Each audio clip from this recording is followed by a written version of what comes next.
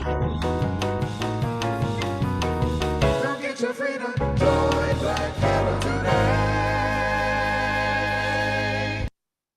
Land back. Welcome, welcome, welcome. You are tuned in to the Black Hammer Organization. This is our weekly rally. I am your host this week, Chief AFENI, and I'm representing Africa. I use she, her pronouns, and I'm excited to tell you all about this weekly rally. It's our 50th weekly rally. Yes, baby. 50. And the theme of this weekend of this rally is all about no power without organization. We have organized 50 rallies and we're here to organize 50 million more because we know that with the power of colonized unity, we can achieve anything. And if you're wondering, how do they do all this work, this Black Hammer organization? Who are they? Look, we are going to introduce ourselves right now and let's see that video all about the Black Hammer organization. All right, we got principles of unity. Land back, everyone. I'm Chief Dio, the Secretary of the Culture Committee. I represent the nation of Africa, and my pronouns are they, them, she, her. And you are now tuned in to Black Hammer Organization's Weekly Tuesday Rally. The Black Hammer Organization is the biggest, the baddest anti-colonial revolutionary organization in the game. We are an organization made up of poor and working class colonized people dedicated to destroy the colony and build a future where no one lives at the expense of another. Us Hammers are united under 4 principles of unity. Principle 1, we believe the colonized, as people of color, y'all, proletariat, poor and working class, should have dictatorship as control over our lives, labor, land, and resources. We believe all colonized proletariat are equal, no matter your gender, sexuality, age, skin tone, body type, location, religion, language, mental/physical differences, and or bi/multiracial identity. We believe all problems the colonized face are from colonialism and the submissive neocolonialist sellouts that are within our colonized nations. And last but not least, we believe that the colonized proletariat is the only true proletariat. Only through our leadership can white power, capitalism, colonialism, imperialism, and all of its symptomatic offspring be smashed. And we're going to meet our beautiful, wonderful, powerful leadership of the organization. We have Commander-in-Chief Ghazi, Secretary General Anko, and Minister of Defense Singh. Enjoy tonight's rally, comrades, and welcome to the revolution. Land back. Yes, if you are feeling welcome and you are all pumped up from hearing about our 4 principles of unity, unmute yourselves and let me get a land back. Yes. Land back. Land back. Yes. All right. That is a land back, because that's what we're all about here at Black Hammer Organization. Now, before we dive into this amazing rally, you know we got to hit you with some defense tips. Take it away, Chief of Defense, SUNDIATA. Land back, and thank you, Chief AFENI, for the introduction. I'm the Chief of Defense of the Black Hammer Organization, Chief SUNDIATA, representing Africa and Turtle Island. I use he, him, his pronouns. Now, we got to get into this powerful, amazing 50th rally that we've been holding very soon. But first, I want to remind everyone that if you see any suspicious activity, anything that seems curious or off to you in your time in the organization, please let your chapter defender know immediately. We do not tolerate adventurism at all in this organization, and you must be constantly aware of any suspicious actions that can endanger you, your comrades, and our mission. And when you speak on the Tuesday rally, it's going to be assumed by those viewing, just watching us on Facebook, on Fedbook, that you speak for the entire organization. So we ask that you please refrain from using any language that may be divisive, adventurous, or that disunites with the stated political line and principles of unity that were laid out just now.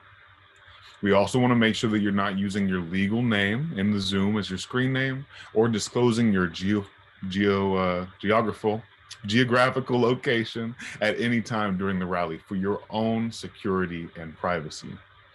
Now, this week, I just want to remind you all to do more than just watch the amazing announcements that we have for our workout classes in this rally, right? And to really engage with the classes that our coaches, our amazing coaches, dedicate so much time to putting on. We can't expect the state to protect us or give us what we need to be our healthiest, strongest, and truest selves, because we have to own the dictatorship of our lives and take every step to train and condition ourselves into better revolutionaries and servants of the masses. Now, the healthier that you are, the healthier that the future of the liberation of our children is.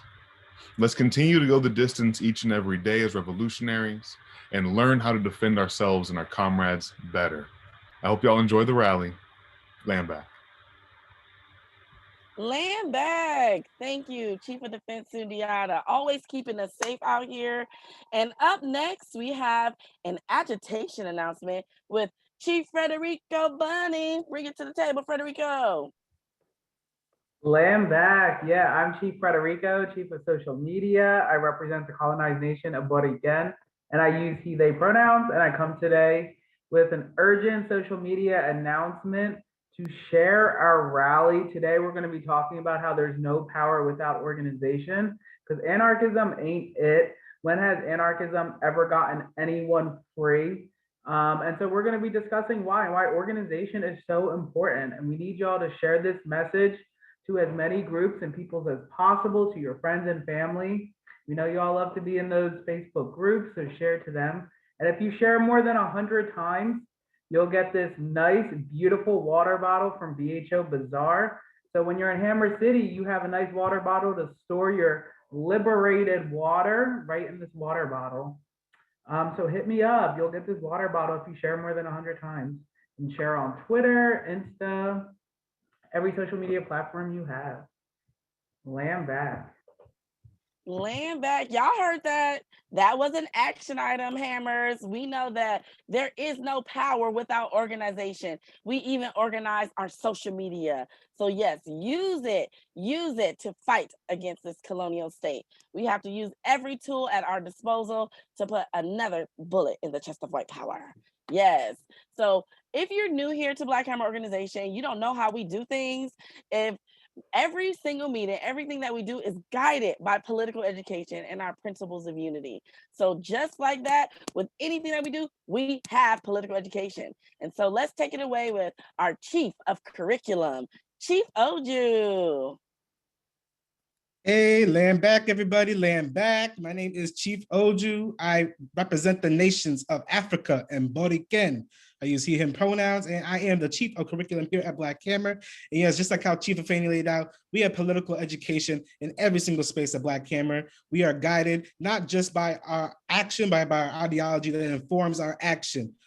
So every time we have a meeting, we have political education, and this rally is no exception. And so we are going to get into today's political education, which comes from Thomas Sankara.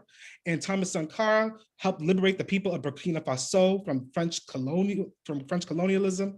And we're going to read an excerpt from his speech, People Convinced, Not Conquered. And if you have a comment about this political education, you can put an X in the chat. And after we're done reading, you can open up, we'll unmute you, and we can hear your comment or question on this political education. You have at most 2 minutes. And when you're done with time, you'll hear this certain sound, which means you're done.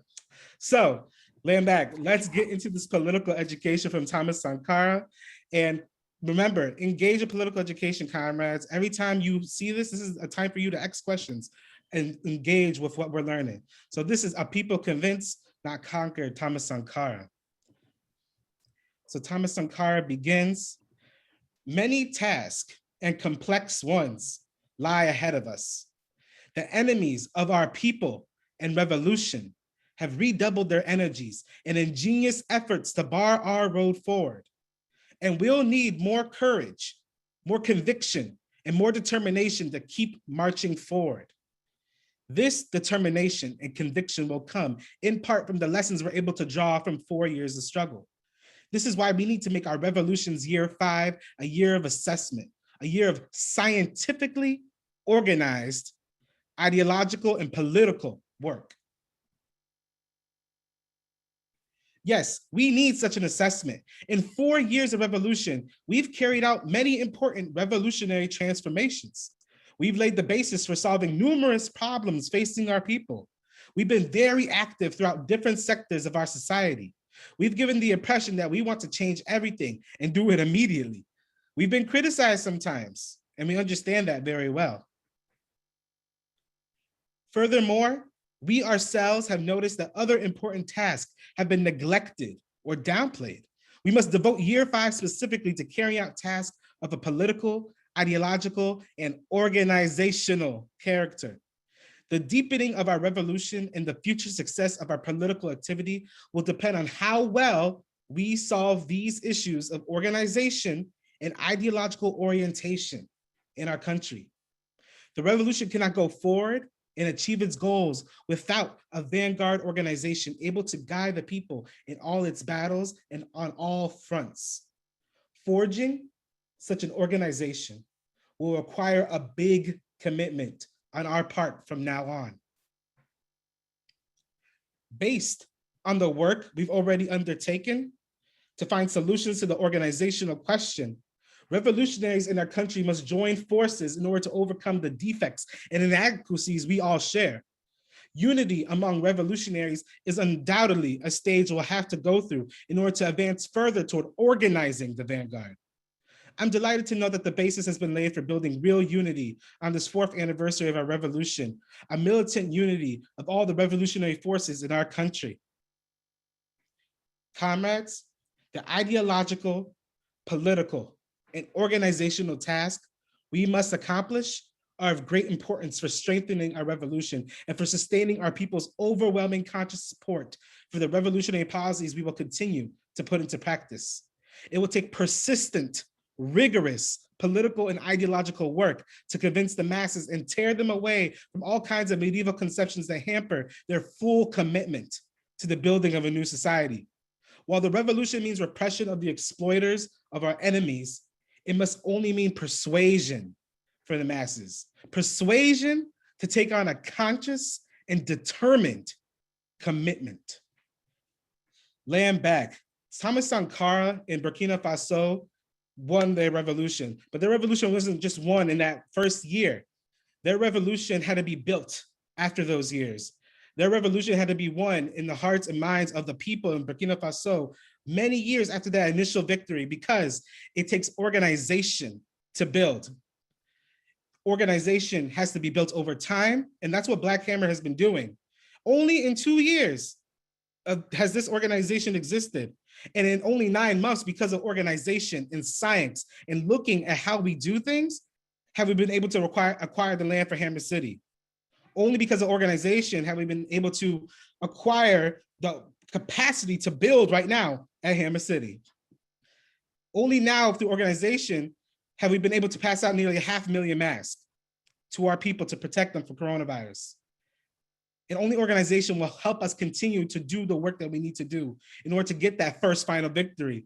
But look at how prepared we will be with our organization and our science when it comes to keep on building the revolution. We'll be so organized and prepared that we won't have to worry about that future.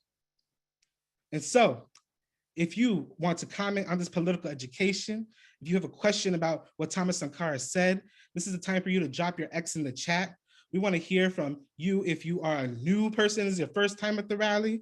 We want to hear from you if this is your 50th time at this 50th rally, right? We've had 50 political educations, and let's see if we could get 50 X's dropped in the chat and see how many people can comment on this political education.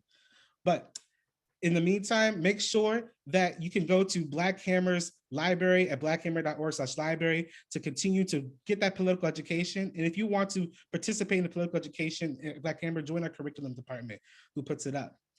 All right, first we got Chief Teray. Land back, y'all. Yeah, I love this political education. I love Thomas Sankara. It's because like he wasn't president of Burkina Faso for very long before he was assassinated, but like in those 3 years, what you can do in one of the poorest regions on the planet when you militantly organize people based on like anti-colonial revolutionary structures that have been around for like a very long time. Democratic centralism, you have like principled unity, when you have all of these things, all of these structures that can multiply and bring the masses together to unify that force. You can literally reap like in 3 years this a standard of living that that people would think a miracle just a few years before. It's not that organization is an option. It's not like, oh, anti-colonial revolution is one way and there's all these other ways that could achieve like a world where no one lives at the expense of another. It's the only means to that end.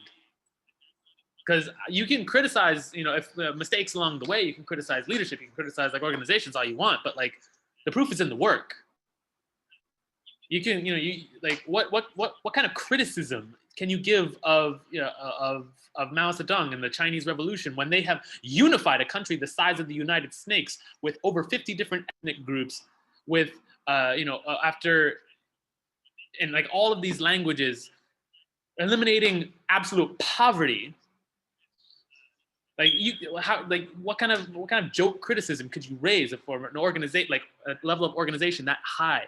What kind of criticism can you raise of leaders like in in the Cuban Revolution, on a tiny island 90 miles off the coast of Florida that has achieved medical advances under 60 years of an embargo, brutal economic warfare that has achieved like a level of food production and medical production that the richest country, based on sitting on the largest pile of stolen loot the United Snakes of America cannot achieve?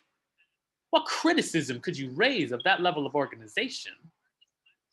You can't, unless you are an active enemy of the people.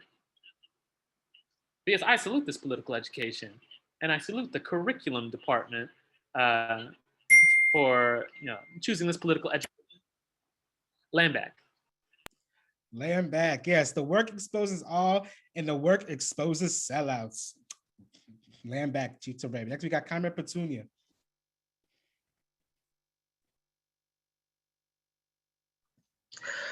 Hi, land back. I just want to unite with the political education and what Chief Teray had said earlier. It's just, how can you sit here on this pedestal and then act like you're doing something when actually you're not organizing and you're not doing anything to help everybody around you? It just seems like mental gymnastics, you know what I mean? I guess it was just like a really brief comment. Yeah, land back. Land back. No, great contribution still. Yeah, exactly. We see what they doing and what they not doing out here. Black Advo, go ahead.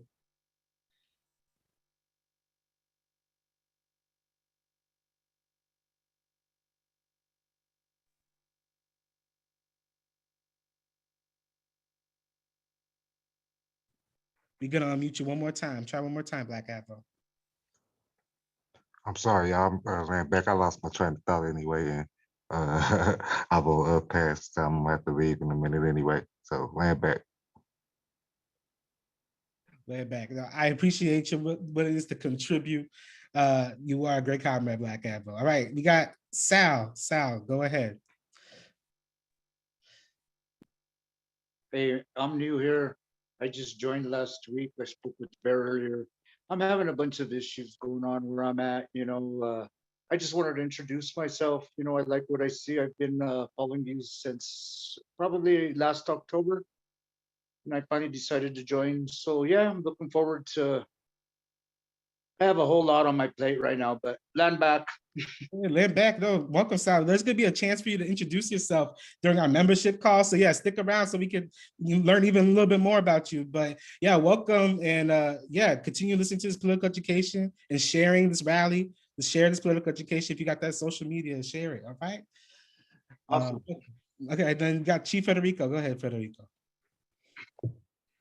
Land back. Yeah, I wanted to express unity with this PE.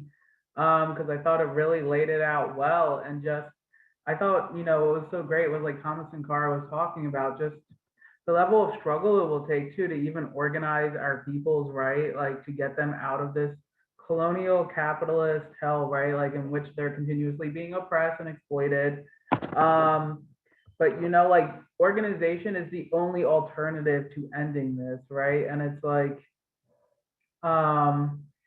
because our peoples, you know, as oppressed colonized peoples, we feel the lowest forms of the political, economic, and socio-spheres of this reality, right? And the entire structure is organized around our super exploitation, our genocide, our land dispossession in every way possible. And it's only through resisting, only through fighting back, only through becoming political and becoming organized and forming unity that we overturn this. And the structure also works because it understands that organization is so critical. That's why it has bred colonial divisions into our community, right? To keep us disorganized, to keep us from fighting, right? And that's why we have principle of unity #2, to ensure that, you know, we understand all colonized proletariat are equal. And that's what helps us to form the basis of organization to overturn this colonial hell that continues to genocide and dispossess us. So yeah, land back, full unity. And back, Federico, laid out perfectly, right? The colony is a form of organization. So the colony is going to organize you unless you get under the organization of colonized revolutionaries. All right, land back. Chief Sa, go ahead. Land back. Yeah, I want to unite with this political education on what Chief Federico said. I think our people are indoctrinated to fear organization because most of the only organization we see is through, you know, the pigs, or through government officials generating our genocide, or through horizontal violence in our communities. And so we have to, in the same way we have to like heal our relationship to our labor, we have to heal our relationship to organization to see that it's not a naturally oppressive structure. It's what are you organizing for? And we obviously are organizing for the liberation of our people. And I think it's so important to study Sankara because of the organizations that he developed, in the same way he, through democratic centralism, was able to distribute free vaccinations for polio and measles, because he adhered to democratic centralism. Is the same way we've been able, like you said, to distribute over 500,000 masks. And then the same way that he you know, pushed colonized unity and pushed all the other tenets and like what we recognize now to be our 4 principles of unity all the way back then, even though it wasn't that long ago. We see how that leads you to be able to produce and reproduce for yourself. I think my favorite part of this political education though was when he talks about persuading the masses to commit. It's not about preaching to the masses that they're oppressed. They know that we're dying.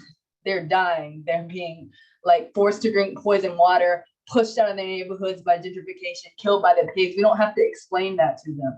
What we do sometimes need to explain is that there is a way forward, but even that sometimes is not what really needs to be explained. What really, really needs to be explained is you have the power as a colonized person. Our 4th principle of unity, it's you who, through like surrendering yourself to the collective and surrendering yourself to the power of organization, is capable of liberating your people.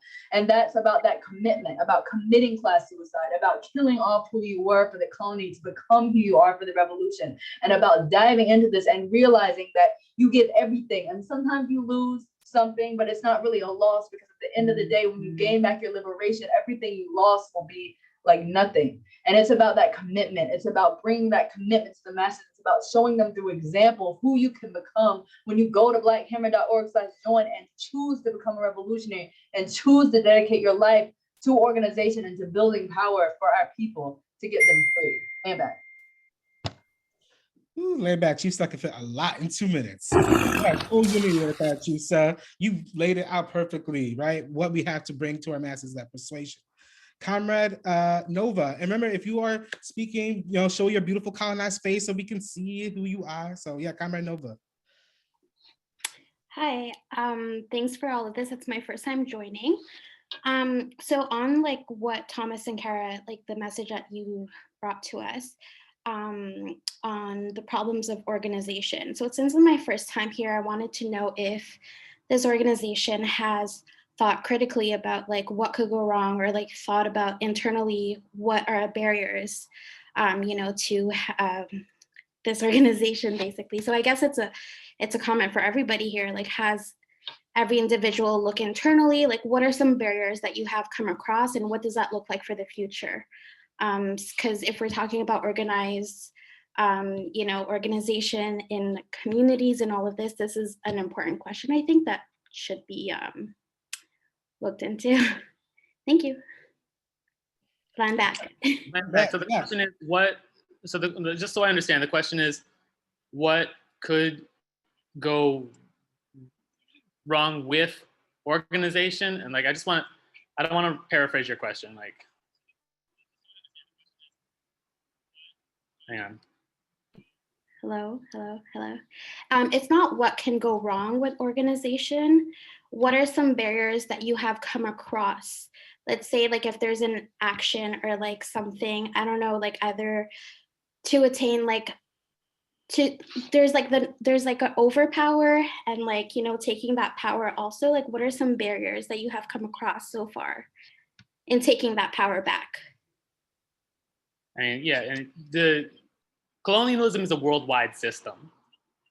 And we, on our third principle of unity, when we say that every form of violence, every evil in this world stems from colonialism, like it's like that's it all goes back to that world regime. So like the obstacles that can pop up in the way of our liberation is literally anytime like anything, like everything and anything that is getting in our way, whether it's like having to go on the plantation to pay rent, and rent in itself, like, you know, being a contradiction. The fact that we have like, you know, nuclear family structures that are the most forms of violence that we are introduced to come to us through like nuclear families that is a colonial structure. When you have any contradictions coming at us through divisions like horizontal violence within our nations, between genders, or between nations, between like, you know, right now, the empire is trying to get this bloody division between Africans and Asians, that there is somehow like, it is somehow, that we should be at each other's throats rather than aiming our ire, our criticism, when we should be like at, you know, the colonizer who enforced these divisions, who put them on us. So like it's like, I mean, to answer your question, it's like literally anything that is violent happening to us comes from that system. And organization to liberate ourselves, like that's the only way to overturn that, you know, that hydra. Because you know, even after colonialism, even after we are, you know, we get our land back, we still have to clean the space trash and the trash in the sea, and like all the radiation being like seeped into like on every continent. We have to fix the ozone. We have to do all these things, which are further obstacles that were put in place by colonialism. Like it's a very bloody system, which is why we're organizing to get it overturned. Does that answer your question? Well, yeah, I hope I answered your question. We do have to move it, but Yeah, land back. Yeah, talk to your leadership as we always do, and we always overturn everything through criticism and self-criticism. And those are some of the tools that we use in order to push through obstacles that Chief Teray laid out. We still have a couple minutes to keep talking to new comrades who want to talk on this political education. We have Succendo. Yeah. Succendo. Yeah. Hi everyone. Thank you for having this one. I didn't know much about homie. Oh my god, I just forgot his name. Thomas. I just learned his name and what he did, and I think he seems really dope. I feel like there's not enough. Like I feel like I'm lacking a lot of political education, but I have a lot of like the historical aspects. Like I have like this vague. I went to college, is what I'm trying to say, right? And so I learned whatever I learned through there. So I have a lot more to learn, and to decolonize. And that is also part of the reason why I was attracted to this organization in the first place, because of the whole aspect on focusing on political education, because even for us, we are continuously learning. And every bit of information you all share allows us to all kind of just collectively create new ideas as well, right? So based off of like what, sorry, that is my dog. Harold, no, does he?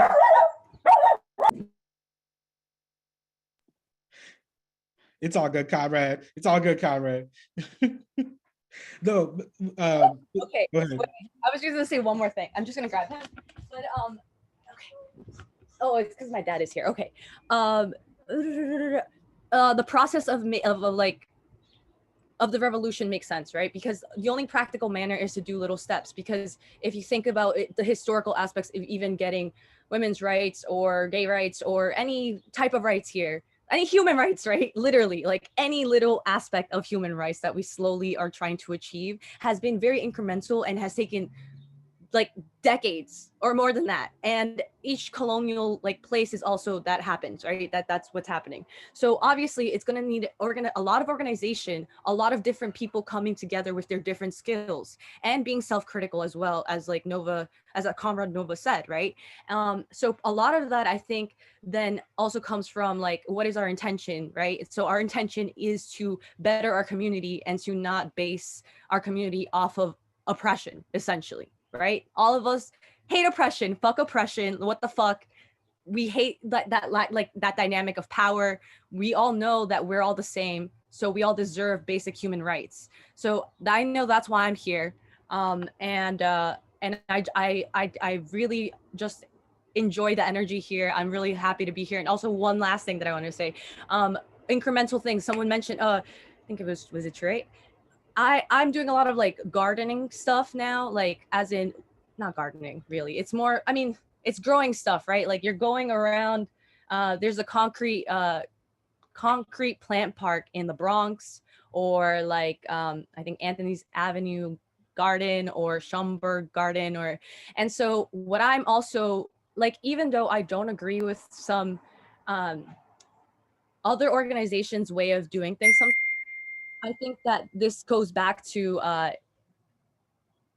convincing the masses, because I think ultimately we all have the same intention. We all want to help. Sometimes though, some people are doing it based on their ego, right? And that's why the self-criticism is important. And so that is what I'm also trying to say. Like, I want to get involved with all these other people, and I've met a lot of people that I feel will work well within this organization. And so I think that we have to think about that as well, right? We have connections, we have friends, we have relationships. We can talk to people about our experiences, and that allows for more connection, for also that authentic way of creating organization. I think someone reached out to me back in February, but that's the thing, comrade. Yeah, like the way that we build organization is by coming together to do it and to do that work to build organization.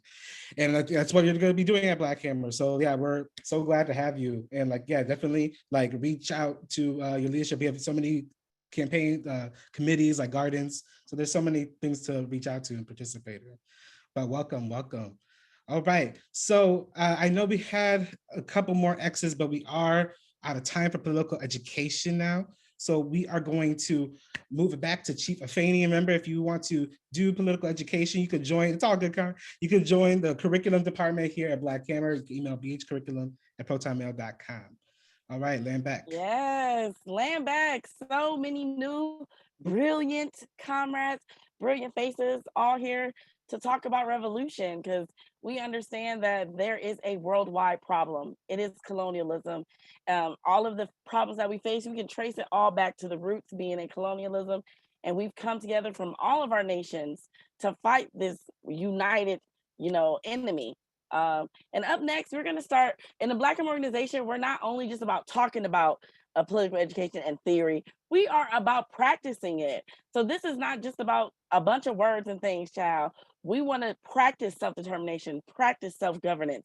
And you are going to get a taste of that right now. If you didn't know, the Black Hammer organization, it's a worldwide organization. And we run our organization under democratic centralism, which means that we have leadership, and we know that we have leadership in all that we do. And when you sign up to blackhammer.org, you're signing up to be a leader. And there are elected leaders and selected leaders. And right now, what we're about to do is get a little taste of democracy. We're gonna have a election. So I'm gonna turn it over to our chief of agitation and propaganda for an election. Yes, let's do it. Land back. I'm actually going to pass it off to our commander-in-chief, who's going to lay out how we have our electoral process here in this organization. So land back, Commander Ghazi. Land back, Chief Sante. Thank you so much for the introduction, whatever. Oh, Lord. Land back, y'all. So look, not Shagun, but this painting or picture, whatever, of Marx, that is not mine. First and foremost, that is Shagun's. And two, if you zoom close, you will see a clown nose and clown face. I just want to make sure that's clear. Development. A child. Because the people out there on the interwebs, you feel me, they be saying things. Laying back, y'all. So my voice is a little harsh. I was out in the mountains, you know, building stuff, getting smoke up in there. Real, you know, rough things, you feel me? Team mask. Laying back. All right, y'all, we've got an election coming. And what a great time to have this election during this theme, which is no power without organization. Whew.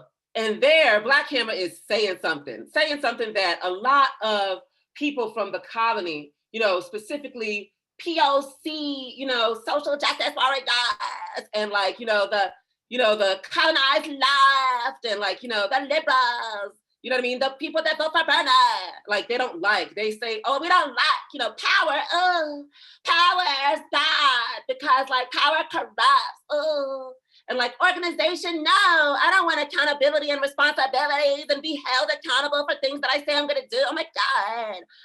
Because America produces this thing of the extreme importance of the individual. Beyond everything else, you are the most important thing in the whole wide world, right? You know, get that bag, fuck everybody, you feel me? You know, that whole thing, right? It's all about me, and not about you. So what you gonna do? Are you gonna get it up? That's capitalism, that's imperialism, right? But if you look at those that are in power, they are orchestrating their power not based on their individual need, but on the need to continue the status quo of having power to oppress you. You understand? So in the military, the United States military, they don't talk about safe spaces and, oh, don't clap, that will trigger my, and like, oh my God, it's all about me, and oh my God, privilege, you know, all that. They don't preach that in the military. In no military are they preaching the importance of an individual, because the military needs you to be unified, organized, so they can extract power. So they can enact power. So they can beat and brutalize you. Everybody talks about, oh my God, police don't snitch on each other. Oh my God, that's so bad, because they united, they united. That's what that looks like. That's what that looks like. That is a power against you. And sometimes people, because the only thing you've seen of power has been bad, colonized person. When you went to work, you saw organization and it worked against you. Your boss manipulated you, stole from you, lied on you, got you fired. That was your introduction of a leader. That was your introduction of power. So of course, you would make power and organization synonymous with pain, oppression, and destruction. But that is a subjective view. That is not an objective view. Because once upon a time, you had power, colonized person. You weren't colonized all the time. And when you had power, you did amazing and profound things for you and your people. So we have to look at power and organization objectively. They are tools. Just like a gun is a tool and a car is a tool. A car could be used to move products and children to go to here and there. A car can also be used to kill people. Does that make a car bad? No. Same with a gun, same with a pen, whatever. Same with power, same with organization. So what we have to do is not go to the subjective place of criminalizing inanimate objects and tactics that don't have any, agenda. We have to look at the structures which we can hold people accountable in power and organization. Not attack it as it's bad, but attack it as we need to participate in it in a good way. So it don't bite us in the ass. So first and foremost, what is power? Power is the ability to enact one's will, right? The ability for you to say, you see a place with no trees and say, okay, I want this place to have trees. I want it to have apple trees. I want to have oranges. I want to create a civilization where no one oppresses another. You know what I mean? But the person who has power now is like, I want to create a system that gives me everything and gives them nothing, right? So we want the other power that gives people everything, right? We want to produce a world where no one lives at the expense of another, where you are free to do whatever you want to do as long as you don't hurt nobody. That's it. That's it. But there is a system that is the exact opposite of that we have to fight and overturn. And so we need the power and ability to take that down. And that's going to take a big power, because it has a big power that it has been stealing from you for 600 years. And now you must produce the power and the ability to overturn it and to take it down. That takes a certain kind of discipline, takes a certain kind of level of organization so you can get that certain level of power. Because as humans, as individuals, we are weak to many and powerful to few. As a human being, you can squish an ant, you know what I mean? You can move this rock over here, this there, whatever. But like as a human being in nature, with these claws called nails and these teeth, you wasn't taking out and doing much to no rhino, no tiger, no bear, just row, row, row. So for the first actual years of human existence, you can ask them archaeologists that all human remains was tore up, child. They was tore up, you feel me? Just, even birds was effing us up, child. You died by bird. You know what I mean? It was embarrassing, as your people say, and embarrassing, as my people say. You see, we both African. Anyways, unity. So, but getting our behinds beat up so much, right? The way we were able to defend ourselves was to work with one another. And that communication with each other and the ability to organize is what produced us to evolve in a certain way. That's what made our brains evolve in a certain way, because most of, evolution goes to the fundamental things of your brain, so you can work with other people, so you can do the thing you are doing. So that's what put us on the top of what white people call the food chain. Whereas human beings that are organized, right, we are weak to none and powerful to all. Like a meteorite can come today and we as people can organize to take it out before it hits us. That is a level of power that no other living being could do.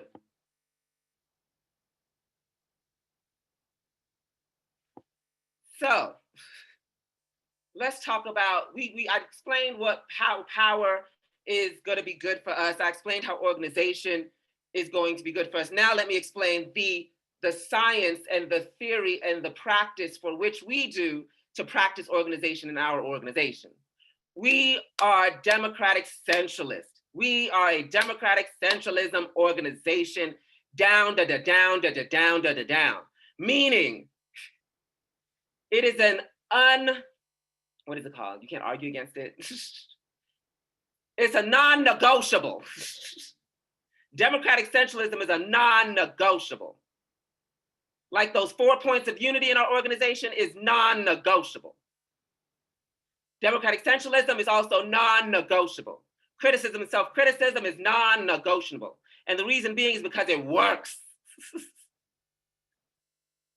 And it works the absolute best. So democratic centralism, let's break it down. Y'all know what democratic is, right? The ability for everybody to participate in the decision equally. The participation of everybody to participate in the decision equally. That is democratic, right? Ultimately. Now that has its pros, right? Everybody feels like they participated, that's a pro, right? You tap into the brilliance of the entire collective, that's a pro. But it also has its cons, right?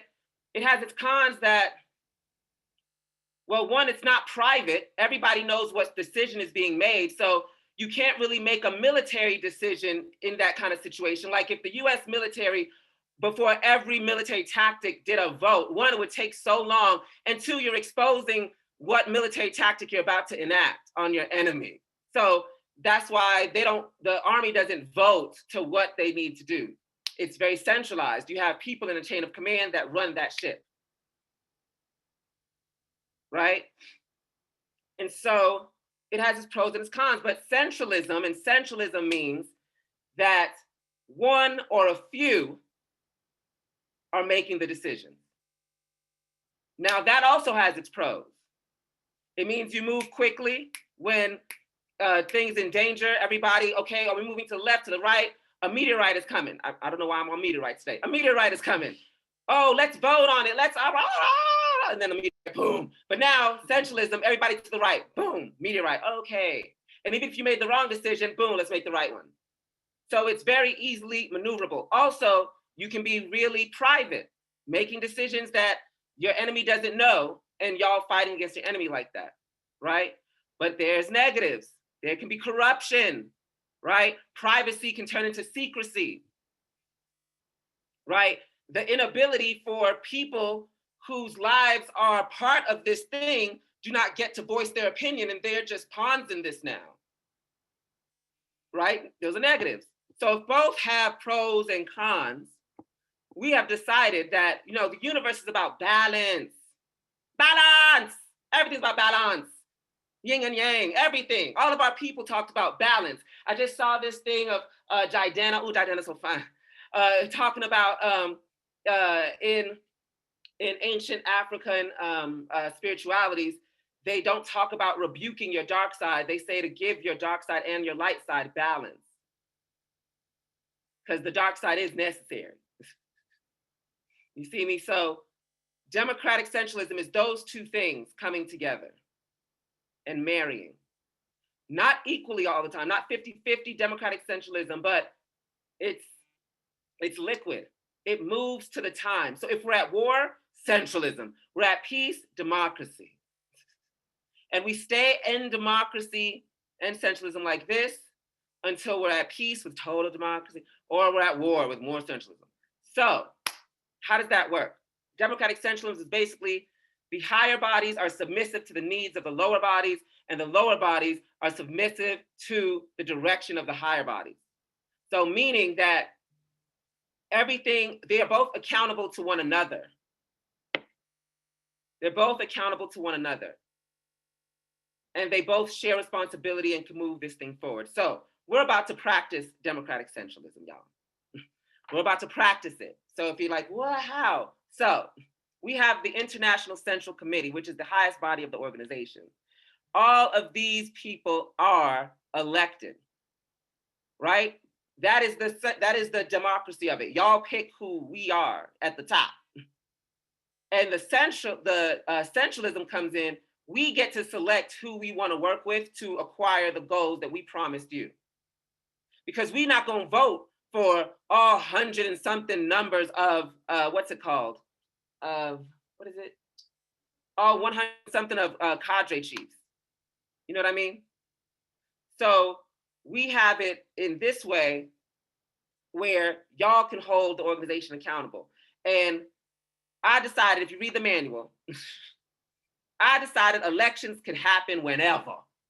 That the majority of this organization, the rank and file members of this organization, can call for an election whenever. Why, Ghazi? Why would you say that an election can happen just if the comrades are like, you know what, we need an election.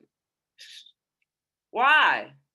Well, first, because I realize politicians are best during elections, right? In election season, they're kissing the baby, shaking the hands, they're giving everybody free shit. But once they are sealed in for them 4 years, they are forever an asshole for 3.5 years. So I decided we don't get that time. We are always on election. We are always in an election. We are always serving you. It is no time, no lock in time and key where you cannot enact your will on us. This is what makes us humble and willing servants and have to be accountable and transparent, because every day I'm proving to you that I am doing right for you. And at any day you can say nah and not have to be stuck with it. But then once you vote me in this role and I'm doing these things, and I'm showing you the results, you're like, that's right, girl, you better lead, girl. But once I'm doing something that's not, what is Ghazi doing here? We need an election. You know what I mean? And that's how we go about it. So now we are going forward to an election. We're going to practice democratic centralism. An election has been called on these two comrades, Chief Sante and Chief Secretary General Anko. These two comrades were called to do an an election, because that's what can happen in the manual, you can call for one. And it was called for because at one of our prior trips to Hammer City, there was a contradiction with littering. And these two comrades, even though they did not physically do the littering, they were in leadership at the time and under the people who did. And they are being held accountable for that. And I feel like that's some real shit. That's how you really do this.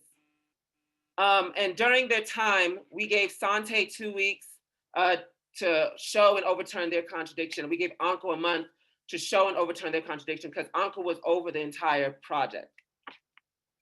But it's only been 2 weeks, and now Anko as well is up for election, and that is because Secretary General Anko has really shown vastly that they have overturned this contradiction and has developed even beyond. And not only that, has physically shown that by leading another trip to the land, which was phenomenal, like phenomenal. Okay, I'm talking, y'all, things happen. You feel me? We can't talk about everything. But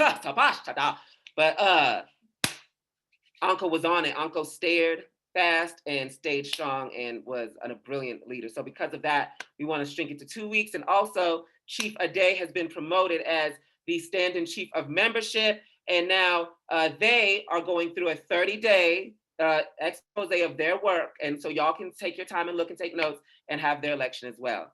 But anyways, first we will call for the election for the chief of agitation and propaganda. I will call on Sante and let everyone know why the ICC has selected him or has chosen him as a prospect. And then he will respond. And then that will be open. Then it will be open for someone to also say they would like to run. And then they will lay out why they should be the chief of agitation propaganda. And then we will open up for questions from people to ask them questions. And then we'll have an election. All right, so first is Chief Sante for the chief of agitation propaganda. We at ICC picked Chief Sante because they have shown these past 2 weeks that they have really overthrown their liberalism. Sante really struggles with liberalism and has shown throughout these past 2 weeks that they're not gonna struggle with it no more. And they're not gonna make us have to struggle with it no more. And this has even caused people under agitprop, because when you've been liberal, when you've not been telling people, you know, the harsh truths, they get used to that. They get spoiled, right? They get, oh, well, why are you telling me that I'm doing this wrong? Because you've been doing it wrong. And now that Sante is, you know, once you tell people what they really do and how they treat you, then you really see what people are about. And some people showed, not a lot, just two, showed that they don't want to be under working conditions that force them to be accountable and transparent. But Chief Sante pulled through. And this past trip to the land, Sante just has been phenomenal in leading the cooking team, to leading the agitprop team, catching amazing videos, amazing pictures, just doing phenomenally on that trip, and still leading the office on the ground. And so for overturning those two contradictions, characteristics that are some of Sante's best is, one, Sante has a pure effing heart. Sante is one of the kindest people I've ever met in my life. And Sante takes criticisms objectively. Sante does not subjectively lash back and attack or try to hide from contradictions. He meets it head on and he says, yeah, I did F up. And this is how I'm gonna overturn it. And then he does that. And last but not least, Sante always puts the people in the center. Sante has made a lot of difficult decisions and has always picked the people at the center. What some on the colony would call some great sacrifices, but Sante does with ease, you know what I mean, for the people. Living with me in an apartment of 1 bedroom, 5 to 6 people at a time, sleeping on the floor. That's how we do down here, okay? For the people. So, Chief Sante, do you accept land back? Land back, Commander Ghazi. Thank you so much for that introduction. And land back, comrades, chiefs, and to all the supporters and friends and family who showed up tonight. I am so grateful to be here, as I am always among the presence of my people. My name is Santelmo. I represent the nation of the Philippines by way of the Kapampangan tribe, and I represent India. My name comes from Filipino folklore, which represents 2 balls of lightning that represent the souls of my people that appear on the land wherever there is conflict. And right now that we are living in that conflict, and that conflict is colonialism. Ever since Magellan and the Spanish conquistadors stepping into the shores, my people have been fighting. Ever since the British forced my people in India to work in those tea plantations, my people have been fighting. And I see my life as a continuation of this fight. The emancipation, the liberation of all poor and working class colonized people from around the world. And that now rests in our hands. It was the 4 principles of unity of this organization that guided me to this path. And there is no turning back from here. We are at a stage in the revolution where Black Hammer's political line has not touched every corner of this world besides Antarctica, but we're gonna reach there too. Our organization is strong and it has the ability to connect colonized people from all of our nations and come together in unity. Black Hammer and our 4 principles of unity helped me realize that the problems that we face as colonized people all stem from this one core contradiction, and that's colonialism, and that our land had been stolen from us and our lives are being coerced to build for a system that is built on our genocide. Growing up, the consumption of American imperialist propaganda informed me how I need to move around in this world, in the system as a colonized person. And it made it very clear at a young age that this world wasn't built for me or my people, and it was built for someone else. And that we as poor working class colonized people were powerless. This violent propaganda machine that turned our mind against itself and produced self-hatred, despise for our impoverished people, and instilled this unwanted desire to be like the colonizer. Colonialism had instilled in me since childhood to hate the dark color of my skin, to hate the way that my nose was shaped, to hate the way that my hair curled, or the fact that I like other men. I grew up in Dubai, in a city where queer colonized people are tortured in prison and have their hands cut off for committing sins. I was ashamed to be who I was. And that's the deep rooted contradiction within me, the liberalism that commander had talked about. And that forced me to pretend to be a leader like the colonizer instead.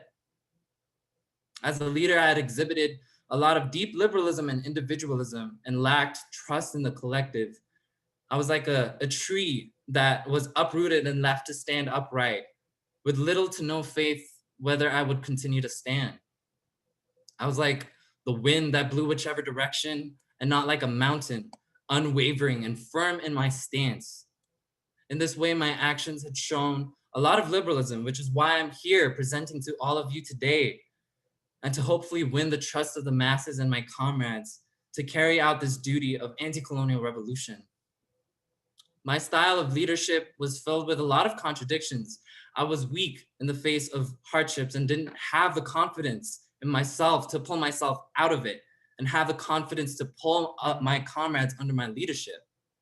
I would too often lazily pass off opportunities to make my comrades and myself proud of this committee of agitation and propaganda by choosing to be comfortable in my development and where I was at in my servitude to the people. But I know that under my leadership and being in agitation and propaganda throughout these years, months, I've only been in this organization for a year and a couple of months. But in that time, I've really, proven this immense development and growth in our organization. We have been able to go viral several times and have, the poor and working class colonized people see the brilliance of our organization and see themselves in me and in all of the leaders in this organization. We have been able to, conduct guerrilla theater tactics on the ground and agitate the masses, win them to our political line. And as the chief of social media, I had really developed my political line to speak to each and every one about everything, because we understand that everything is about politics. And we know that we can politicize it to our people and to win them to the political stance that we have to be against the system that is oppressing us every single day. And as the chief of social media, I was able to strengthen that direct relationship and communication to the masses of poor working class colonized people. We were able to beat and,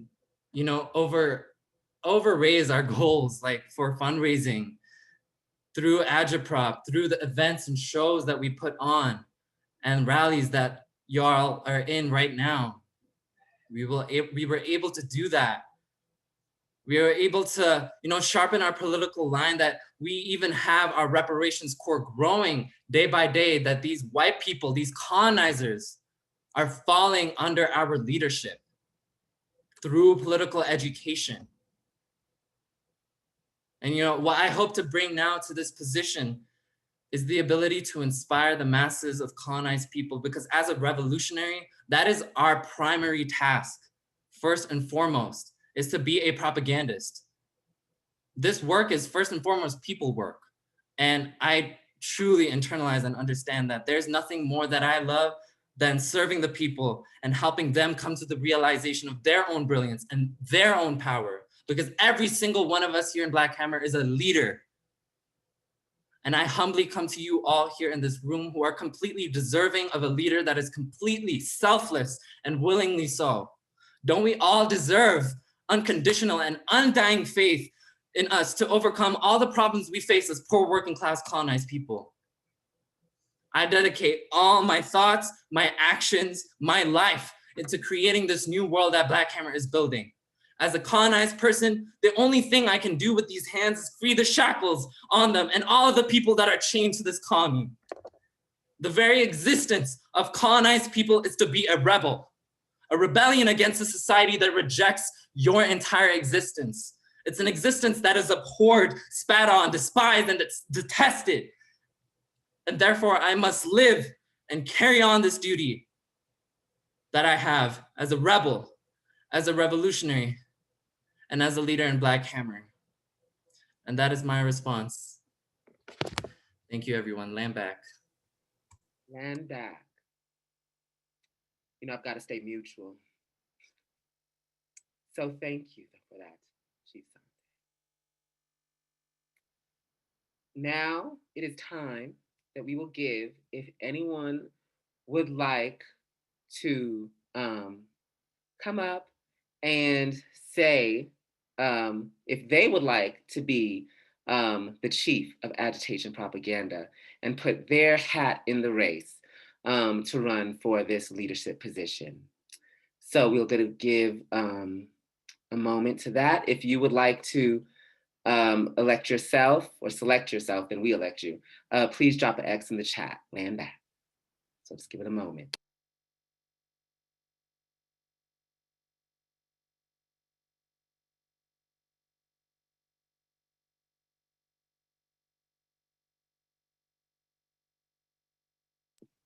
Land back. All right. Well, I will take that as a no. That is fine. Is it because we don't pay? Is that why? Land back. Because if it was a salary connection, then y'all would have jumped up, right? 50,000 a month. Anyway, stiff competition. That's right, Betty. It is. It really is. So before we move to the voting, we do want to give space. Black Hammer is fully against abusers of any shape and form. And we are fully against people that do use their power to corrupt or do anything like that. So at this time, if Chief Sante has harmed you physically or sexually or mentally, please inform us. One, we know that's a really hard thing to say if that did happen, like out in public. So please inform that to our Chief of Defense, Chief Sundiata. Message him privately now, and we will give time for that. And then Chief Sundiata will let us know if he received anything around that. I do want to make sure that it's very clear about mental abuse. If Sante made you cry because you did not accomplish your action item, that is not mental abuse. Okay? Accomplish your action item, goddamn. All right, land back. So I'm gonna give some time to that, land back.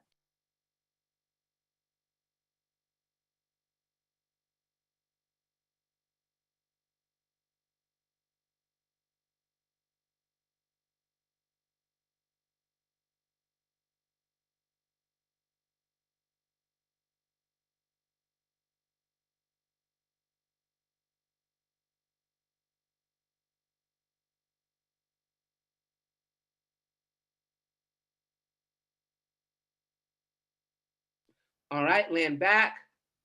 Chief Sundiata has informed me no one has thus far. Again, if something did happen and you have something going on, it's kind of whatever like that, understand that you can report that to Chief Sundiata at any time, and we will come back to this election. All right, land back, because we don't want your anxiety or anything like that to stopping us from stopping continued harm. All right, so now we are going to go to the votes. All right, y'all. So for all those in favor of Chief Sante as Chief of Agitation and Propaganda until an election is called again, say land back. Land back. Back. Back. Back. Back. Back. Land back. Land back. Land back. Thank you for their votes. If you are online on Facebook, you can put your land backs in the comments. So now we are gonna go, and all who can vote for our elections is our membership and our supporters can vote for the elections. You just gotta be colonized. You can even be a hater and vote in the election. You just gotta be colonized because we serve the people, you feel me? And you don't get to pick the people all the time, unfortunately. But anyways, land back. Next for election is Secretary General Onko. Secretary General Onko is being called for this election because they have shown that they have overturned their contradiction of keeping themselves in the center and keeping themselves out of the center. They have shown that they are now keeping themselves out of the center, keeping the people in the center. Chief Secretary General Onko has also learned how to delegate tasks and not take everything on their own. That's what Chief Anko struggles with, is like puts everything on their own shoulders, right? And that comes from the colony, and it's a expression of like distrust, right? That we have in others. And of course we have distrust because the colony ain't nothing to trust, child. Everybody cheating on you, lying on your back, stabbing you, stealing your money, because poverty builds and breeds opportunism, which is sacrificing long-term goal for short-term interest. So people robbing you because they starve, they're not robbing you because they don't like you. They even attacking you because they're going through their traumas. It's not because they don't like you particularly, it's just the colony. And so with that, you don't trust, and that's what happened with Secretary General Anko. But now Secretary General Anko is practicing trust, is practicing keeping the people in the center, and is also just practicing vulnerability, like just being vulnerable and open, which is really hard as well when you raised up in them streets, child. And it's just been profound seeing Secretary General Anko overturn that. We had an amazing trip, like I told y'all, like I mean, you see, I can't tell you everything, but lives were in danger, girl. But lives were in danger, and Secretary General Anko saved mother effing lives. One of those lives being my own. And the way that he acted in the state of an emergency, they were just so centered, so calm. And I love that. I need that. It may bewilder y'all, but I also participate from a calm. But it's a struggle to participate in the calm, participate in that calm, especially when others are acting buck wild crazy and I'm trying to be calm. So it's nice to have somebody else that centers themselves in the calmness and the emergency so that they can enact what they need to do to lead. And I really appreciate that with Secretary General Anko. Secretary General Anko has an extremely pure heart and wouldn't hurt a fly either. It's also one of the nicest people that I know. I live with them and they are always checking up on me, always checking up on the people around them. Always loving people and showing people, like, if you are sick, if you got a rash, a cut, a cough, your hair gets a little frizzled, everybody knows they can call SG Anko and get a full doctor analysis. And they love doing that. They love helping people. The next thing of Secretary General Anko is they're extremely effing brilliant. Like, if you know SG, you know SG is a brainiac. The girl is brilliant. Oh my gosh, she is brilliant. Love that brain. Love that brain. It's the mind for me. The next thing is Secretary General Anko is extremely focused on developing. You can tell that SG Anko's only guidance is, I need to develop to become a better tool of freedom and liberation and self-determination for my people. So let me not let this contradiction take me subjectively. Let me not let these criticisms make me act out from a personal space. Like, Secretary General Anko is dead set on being the very best. And that's why he my SG. Because your girl needs competition sometimes. You feel me? She a cancer. So you see, and SG is about developing, and it encourages me to develop. Because I gotta stay ahead of that bitch. You feel me?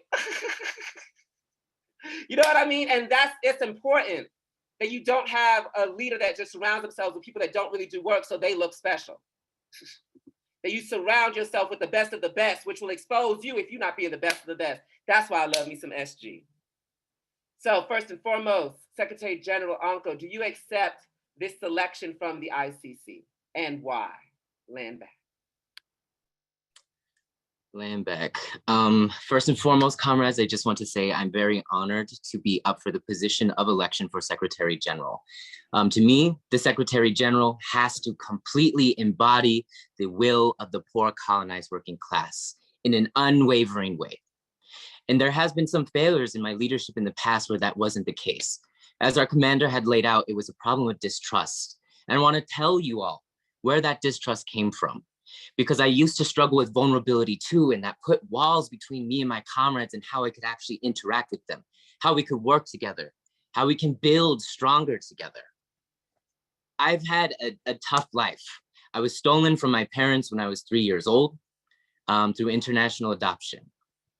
And then from there, I struggled with homelessness all throughout my teenagehood and developed drug addiction as well, and had to participate in survival sex work.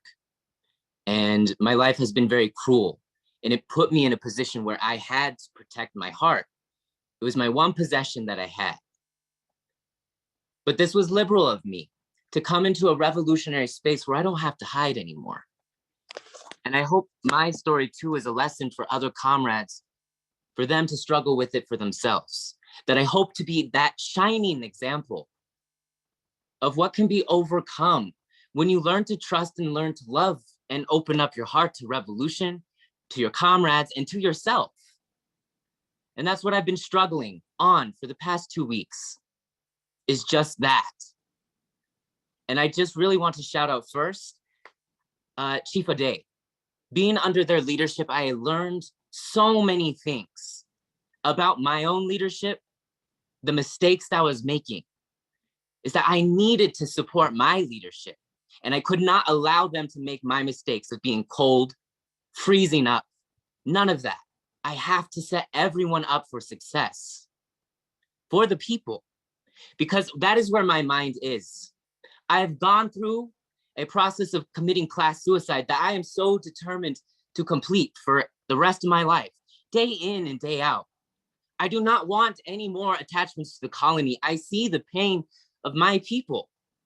I have lived the pain of my people, and I cannot stand to think every single day, someone with my same story, and I'm going out to say, many of you in this room have a very similar story. And I want to end that. Why? Why do we have to enact and live under such sufferance? I cannot stand it anymore. And part of my failures in my past leadership were things that the colony taught me that I carried along into a revolutionary space that was incorrect. It prevented me from seeing the brilliance of my comrades because I didn't trust them to complete something that they could have done. It robbed them of that experience of exercising the dictatorship over their lives, land, labor, and resources. And I don't want that. That is the colony that raised this consciousness inside. But that isn't me either. And I am dedicated for continual growth of myself and of my comrades. I want to teach them everything that I have learned, because it can't just stay with me. And that's why I've gone through a new process of learning to trust my comrades and open up to them and get to know them as well. I cannot take on the task of everything. And I am not the best person for everything, but I will work on anything that the people are asking me to do in my fullest ability. In my fullest ability. When I joined this organization, I started out as a chapter leader, and then I was needed to guide the region. And then I was needed to guide as Secretary General. I was also needed to help with designing a power infrastructure for Hammer City. I've been in almost every part of this organization where I am needed, and I will always be that as your leadership. I have to, because we're in a new stage of revolution, comrades. It is advancing, and our struggle is advancing, and I must uplift all of my comrades and the masses of people. Victory will be in our lifetime. And as your Secretary General, I will succeed in doing that.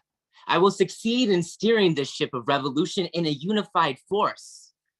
Under my leadership, we have been able to distribute 500,000 KN95 masks around the world.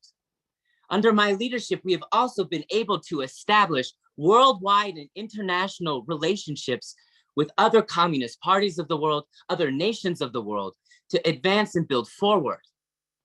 And underneath my leadership, I've been able to root out anarchism, individualism, and breaches of democratic centralism, which are all a detriment to the organization. And I would say nothing in my life has been sacrificed to do this.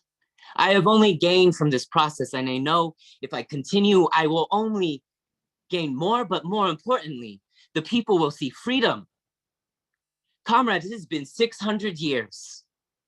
And it has been 600 years that the people deserve a leadership that is unwavering in building power for all of you. For all of you, with no delay. And I will work as hard as I need to day and night Most importantly, I'm not dying for this revolution. I'm living it through. I am living it through so all of you will live to see it through. I am tired of martyrs. I do not want any of you to be lost in this. That is not what this organization is about. We build and we build and we build. That is what our people have always done. That is what we are trying. I am trying to teach back. What we have to accomplish is to build and build and build our own food systems, our own healthcare systems. And I promise you, under my leadership, we will build those things. Because we must. That is what the people deserve. That is what you here, the colonized poor working class, deserve. And nothing less. And I will ensure that any obstacle that comes in the way of that will be removed. And under my leadership thus far, we have done that. We are 2 years old and we have built dozens of chapters around the world. We have bought 200 acres of land. We have our own defense apparatus, a 24/7 agitation and propaganda machine. We have a campaigns office that participates in battling climate change, battling plagues, battling poverty. This is what colonized unity has been able to accomplish. And I only have to increase my embodiment to do that. It can never shrink. At all times, the will of all of you, the will of all of the colonized masses will be fulfilled. I hand over my head to all of you. I am the servant for the masses. And that can't slip, and it won't again. The past contradictions that I had in my leadership, the things that I struggled with, I never wanted to hold on to in the first place. That distrust and that fear of people, that's not normal. Because when I look at all of you colonized people here, I only see love, I only see joy, and I see our freedom. And it was wrong for me to act in that way. But that is not who I am as a leader anymore. I have learned humility and now to listen more than to speak, because I am here to fulfill the needs of the colonized masses of the world. And I can't do that if I'm speaking more than I am listening. And anything that comes from the ground, my peers, my comrades, will be accomplished. We have to show each other that there is not a single thing that we cannot overturn. Most of us here come from ancient lineages of civilization that brought an entire worldview that is unmatched with what the colony has created. We lived in harmony with the earth. And that is where I want to take all of us, to be back in balance with our most ancient comrade, the earth. We have to. We don't have much time left. And because that is a true fact, that we don't have much time left to overturn the greatest evil that has ever been on this planet, it means I have to be, and I will, be the leadership as the Secretary General that will hold the position of the colonized working masses at all times. And I will be a mountain in this revolution, holding still, holding firm, and lasting for millions of years. And under my leadership, I am sure colonialism will be the shortest period in human history. And we will all prove that to the world. So yes, I do accept the selection for the Secretary General position. Land back. And back. Again, I must be mutual. And back. All right, y'all. So now that we have heard Secretary General Onko's acceptance of being selected and why he believes that he deserves the role and should continue in the role, it is now open for anyone who would like to run for Secretary General. Please drop an X in the chat. land back. We have comrade, how do you pronounce that? OAX?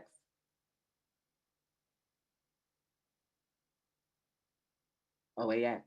And so now we'll give time for anyone else who'd like to drop an X in the chat.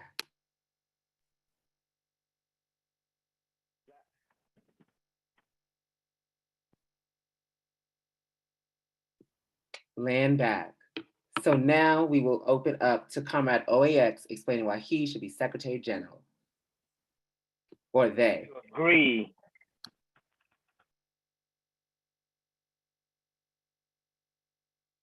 Oh, I think that was a troll. Is that a troll?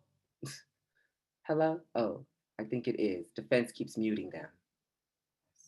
Oh, I see. Okay. Sorry, y'all. You know, that comes with fame. You know, we very popping out here, and that's just what happens. Vanguard Tings being number one. All right, y'all. I was like, who's OAX? I mean, I would, if y'all think, I mean, drop an X in the chat.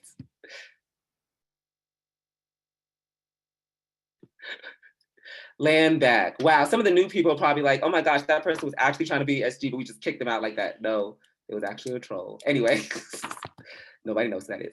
Land back. So now we are going to be moving to the, since there's no one else that would like to run, we're gonna ask if there is anyone that would like to report abuse that Secretary General Anko has done to you. If you do, please write that in a private message to our Chief of Defense, Chief Sundiata. It's COD, if you look it up on the chat. Physical abuse, sexual abuse, mental abuse. Again, if Secretary General Anko removed you from a position because you were always coming late into meetings, that is not mental abuse, okay? All right, land back.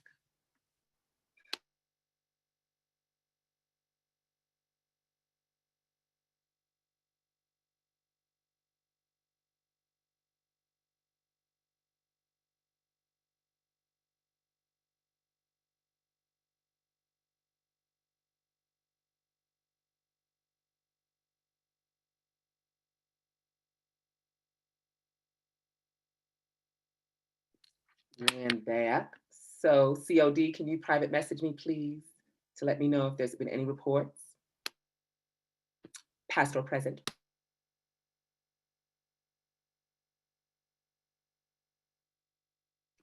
Land back. So Chief of Defense Sundiata said that there has been no harm reported. Now, if there was, but because of anxiety, whatever, it's being called on you right now, do not worry, take some breaths, enjoy the rest of the Tuesday rally, and report when you are ready to Chief of Defense Sundiata. Or if there's a case that happens or something that occurs, like bullying or anything afterwards, please feel free to report everybody, okay? That's another thing, y'all. Y'all don't be telling on people in the organization. Y'all need to tell on people.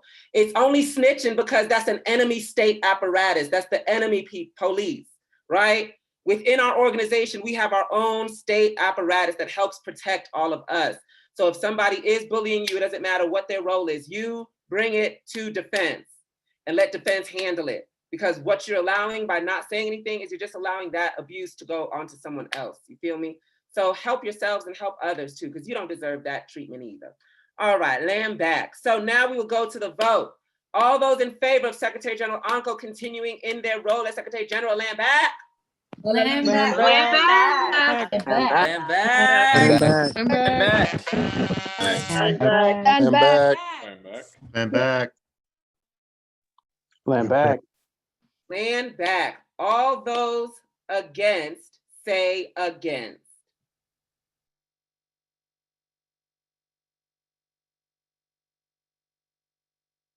Land back. All right, so we have full unity. Welcome back. I want to salute Secretary General Anko and our Chief of Agitation and Propaganda, Chief Sante, for both getting unanimous votes, girls. It sounds like second or third time you voted. I think second time. Woo!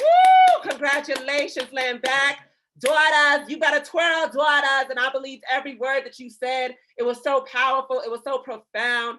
I love it, love it, love it. Now, for those that are differently abled and things of that nature. We will be emailing out their speeches so you can read them. If you need them translated, please make sure to hit up your leadership to have it translated for you. So whatever language you need. All right, land back, y'all. So we're gonna continue. I'm gonna hand the baton back to Chief AFENI, who is doing an amazing job hosting this event. That was an election, that was democratic centralism, and now they're about to twirl that leadership on that you have given them, you feel me? And if anytime you feel they're twirling it too bad, you call them back on in to an election. Land back. Land back, Commander. That was amazing and powerful. I was like, am I gonna get my sermon this week? I got 3 sermons, 3 amazing sermons, all about this is what the power of organization looks like in action. So that just really was just so riveting and inspiring and rejuvenating. And I cannot wait to see what these leaders are going to do for us. Because like we said, we are leading a worldwide anti-colonial revolution. Oh, let me get these baby wipes. And we want to continue moving on and grooving on. And if you don't know, it is time for us to put our money where our mouth is. We don't just talk about revolution here. We understand that it takes material. It takes actual material resources to keep this revolution on the move. So up next, we're gonna have the amazing Chief T from Economic Development. Come on, Chief T. I'm back, y'all. Can everyone hear me? Yes, let's get our. Oh my God, my face is all big. For myself, I'm gonna change it to gallery mode because I like seeing everyone. I get scared if I only see myself. Anyways, I'm back, y'all. I am Chief T, Chief of International Economic Development. I represent the colonized nation of India. My pronouns are he, him, and they, them, and I am back as usual to raise money for Hammer City. Now, I also have like a presentation. Thank you for pulling it up. Yep, this is the Build Hammer City fundraiser. We have it every week, and that's because building a city takes a lot of resources, y'all. And we raise those right here. You know, we don't have any like secret donors, no like millionaire, billionaire friends like BLM does. We don't have that here. It's literally all of us. We're the colonized proletariat raising funds for our own liberation. And you get to be part of this today. Can we go to the next slide? So y'all, these past few weeks, your donations have really helped us. They have helped us begin construction on the land. We started with roads and bridges, and then we're moving on to earthbag homes and gardens.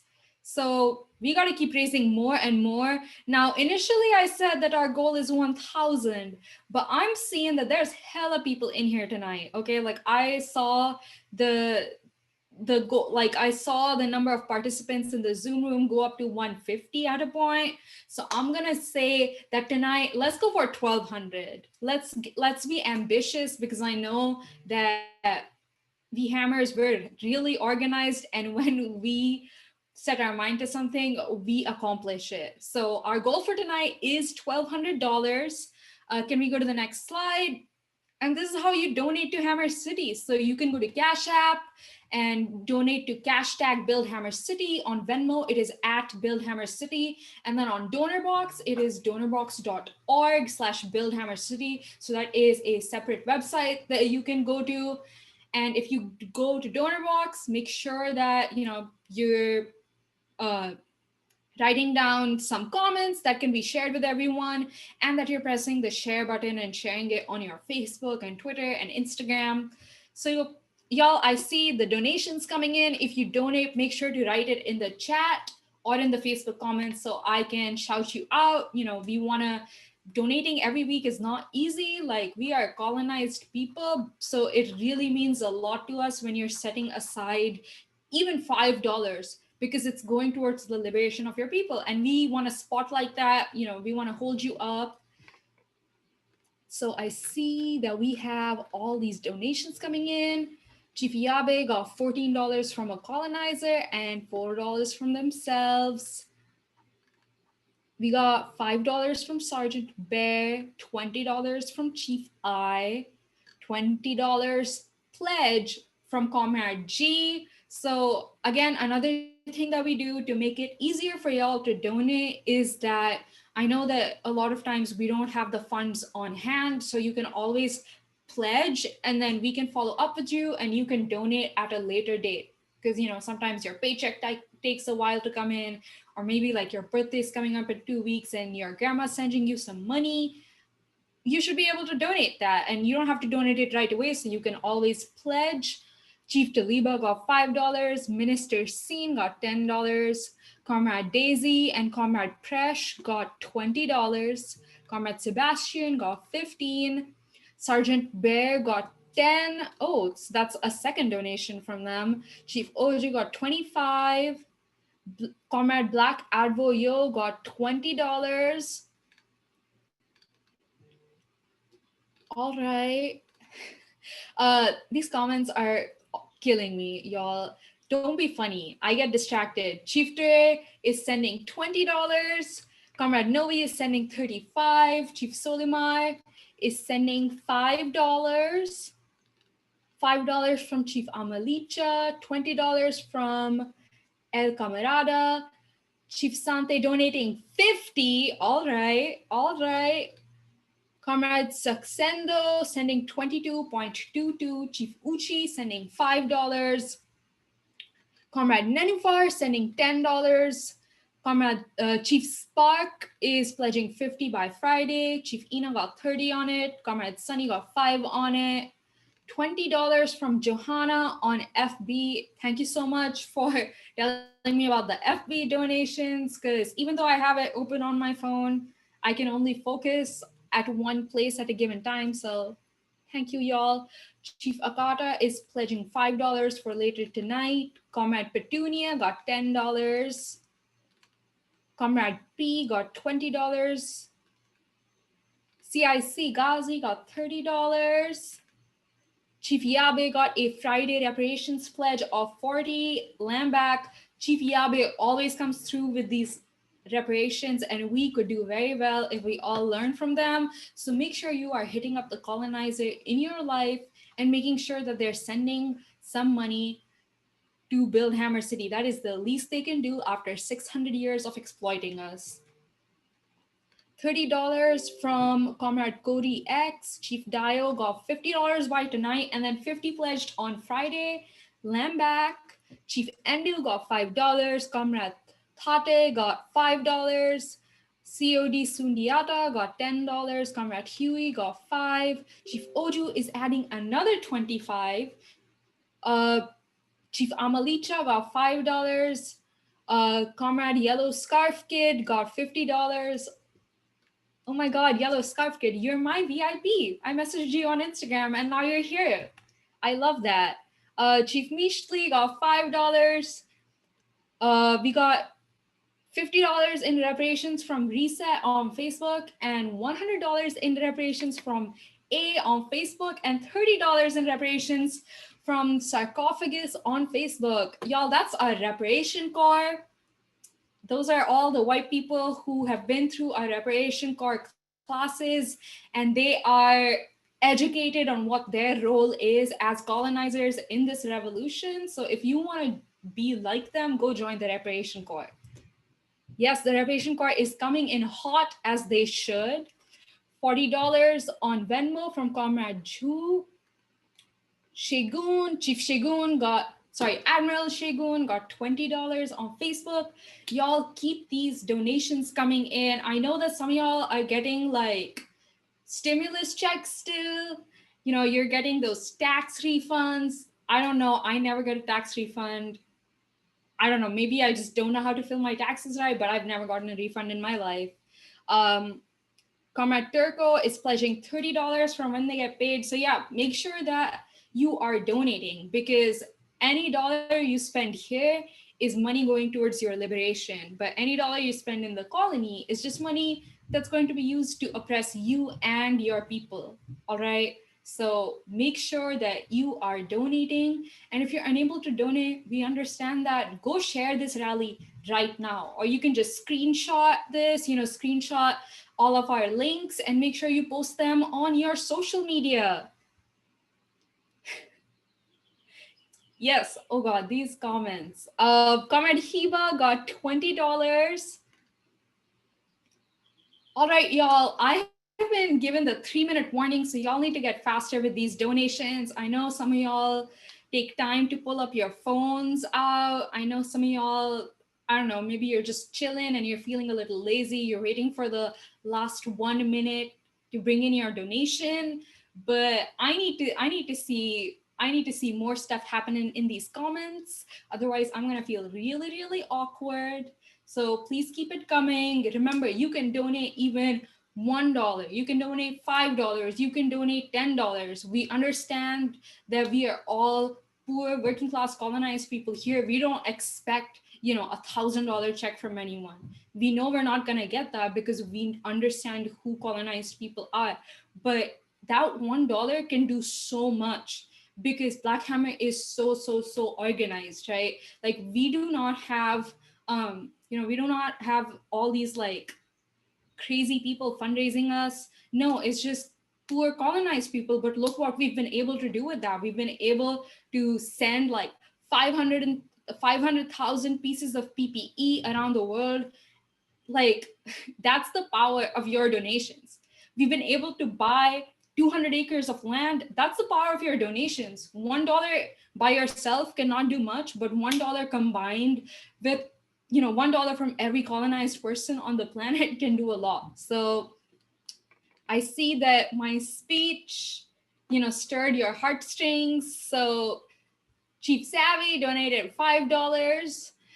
Comrade Itza got $5. Comrade Maya got 44. Chief Churo got 5. And then Comrade Petunia got reparations of $50 from a colonizer. Sergeant Hanny got $50. Thank you so much, y'all. Y'all always make me feel so good. Keep these donations coming. I know I'm probably gonna get kicked off in the next few seconds. So can we go to the next slide? And y'all, just a reminder, if you are donating on DonorBox, please leave a comment. Tell us why you want to support Hammer City so that the world can know. And make sure to scroll through that page because a lot of us put a lot of effort in making that page look good. Yes, Chief Oju, hashtag new purse, same Vanguard. And then can we go to the last slide? Oh, and I also just want to say disaster relief pledge 4.44 and Comrade Nomina pledged $20 and Comrade Nia just gave $10. My phone is going crazy with all these notifications. So thank you to everyone who donated. Again, like I said before, this was a collective effort and this rally is all about the power of organization. So your $5, your $10 can achieve so much more for the people because they're being used by a revolutionary organization that works at the service of the people. And y'all have seen how organized Black Hammer is.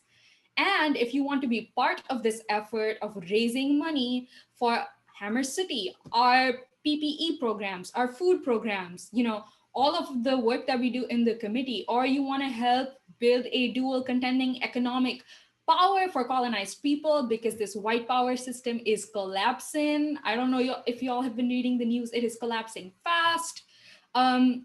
Y'all should join the Economic Development Committee. That's my committee and it's amazing the work we do.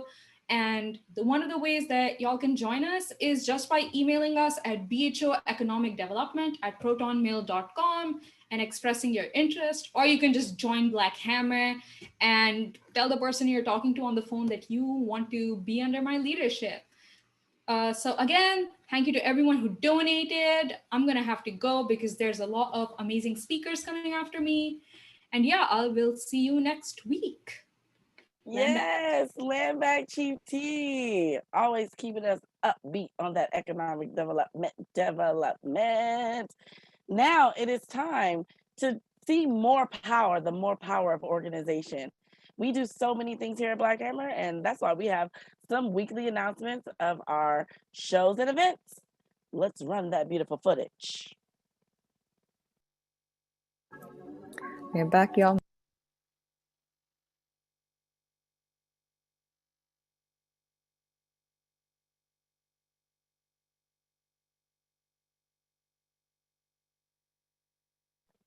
Land back, yes.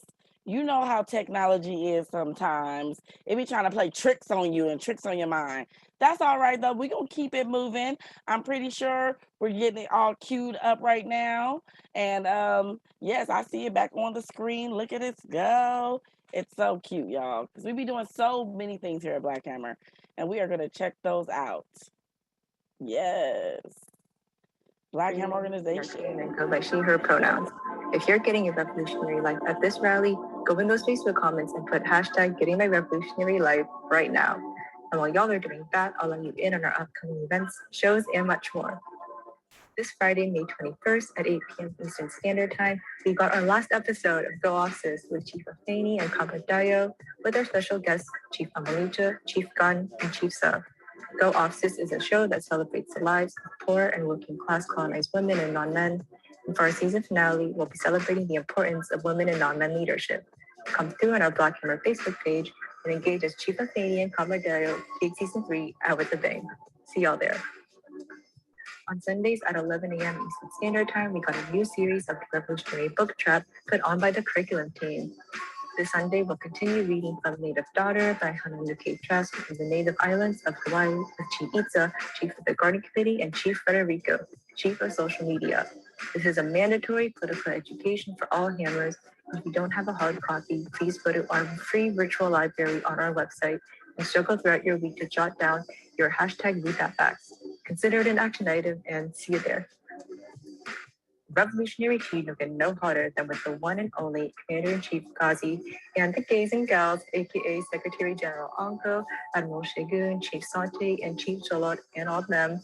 Tune in on Mondays live on YouTube as they lay out and break down worldwide current events, colonial contradictions, and provide a political education that will knock that colonizer right out of your head. See you there at 8 p.m. Eastern Standard Time, which is 5 p.m. Pacific Standard Time. Next Tuesday, we got our weekly Tuesday rally, of course, which is where you're at right here, right now. Our theme will be No Justice on Stolen Land. There can be no justice on stolen land. As colonized people, we must realize that these white-led organizations will never bring justice. White people must realize that they need to back up, fall back, and sit down, and get under the leadership of the colonized proletariat that are and have been experiencing the horror and violence of colonialism directly for over 600 years. It is us who call the shots and who must step into leadership to take the land back so that we can achieve true liberation. Join us next week, same place, same time. Did someone say fashion show? Our BHO Bazaar is coming back with a whole new line of merch and a digital fashion show, ready to enjoy from the comfort of your phone or computer screen. We'll be live streaming via Facebook Live on May 22nd at 9 p.m. Eastern Standard Time. Tune in to support the baddest anti-colonial artists of our time and help us raise funds to develop our in-house network of print shops. Get ready for this incredible fashionista entertainment and join us today at blackhammer.org/join if you'd like to create art and fashion for the masses. If you're interested in joining the committee that puts together these amazing rallies and special events, if you're interested in wanting to put on a revolutionary podcast, become a content creator or an influencer on YouTube, if you want to create the fun, entertainment, and propaganda of the revolution, join the culture committee. Just let your leadership know and we'll get you plugged right in. If you're a colonizer, you got to get plugged into our reparations corps. Black Hammer's Reparations Corps is a political education boot camp where white people can learn about anti-colonialism, how to organize it, and unite with and fall under the leadership of colonized people. Aren't you tired of drones in your name? Aren't you tired of global genocide in your name? Just like all you do is talk about things? Well, now it's time to do something. Join today at blackhammer.org/reparations. Black Hammer is amazing, aren't we? We really are creating a dual and contending power out here, y'all. If you're a colonized person still thinking about joining, what are you waiting for? You can't deny this revolutionary drip. Come on, enjoy the winning side at blackhammer.org/join. I hope y'all enjoy these announcements. I'll be passing back to our powerhouse host, Comrade Dayo, and I hope y'all enjoy the rest of this rally. Stand back. Land back, yes. That's what I'm talking about. That is the power of organization and action. Did y'all notice that we have something going on every single day of the week? Yes, that's what we do. We organize every single day of the week. We're not out here just reading fancy books and things, child. We are organizing on the ground, on these interwebs, anywhere where there are colonized people. Black Hammer is there. We got boots on the ground. And like our beautiful announcements was saying, it's time to join Black Hammer. And it's also time for our membership call, because we have members from all over the world, and we have the amazing, the phenomenal Chief Ade. Come on, Chief Ade. Land back, land back. I am so excited, y'all. I have been waiting for this all night. Okay. If you are new to our rallies, go ahead and start dropping your X in the chat. If this is your first rally, if you've never been here before and want to introduce yourself, start dropping those X's, and I'm going to teach you how you introduce yourself. Here at Black Hammer, we like to keep it real simple, pimple. So you start with your name, but give your revolutionary name. Don't expose yourself on these Fedbook streets. Up next, you give your nation, but give your colonized nation. We don't represent the disgusting United Snakes, so don't have to say them as your colonized nation. They are not that. I like to say that I represent Africa and Turtle Island because those are the nations that represent my ancestors. And then finally, you give your pronouns because we respect your pronouns here because that's our second principle of unity, that we are all equal. I use she, they pronouns. Go ahead and start dropping those X's. I'm gonna call you out and I'm gonna unmute you so you can introduce yourself to everybody. Land back. All right, y'all start dropping those X's. Up first is Daisy.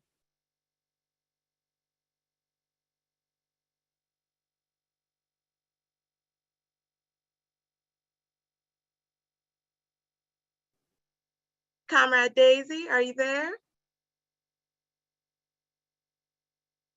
Okay, we'll give them a minute. Up next is Bayina. Comrade Bayina, land back. Land back. I'm at work right now, so I can't unmute. I can like turn on my camera, but I'm representing like the colonized nation of Haiti. Since where my family from, and yeah, I use pronouns like her and she. Land back, welcome, comrade. And why did you want to join us tonight? Give us a little bit. So I know like Chief Guys, you've been helping me. I was like in the army last year after I graduated college. I was in a bad situation.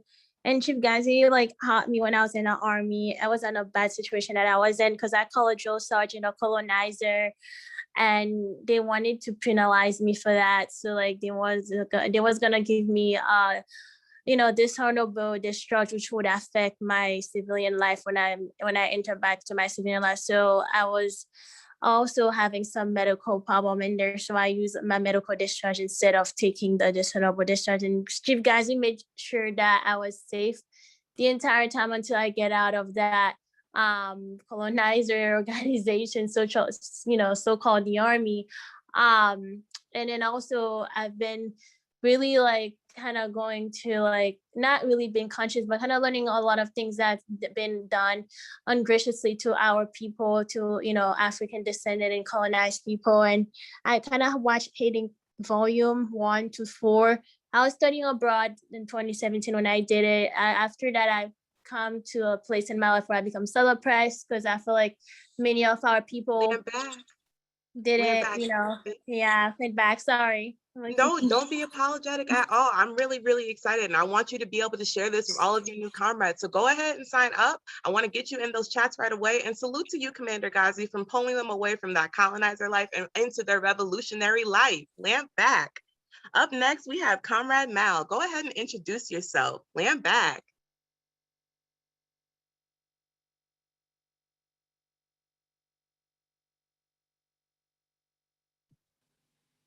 Hey, y'all. Can you hear me? All right.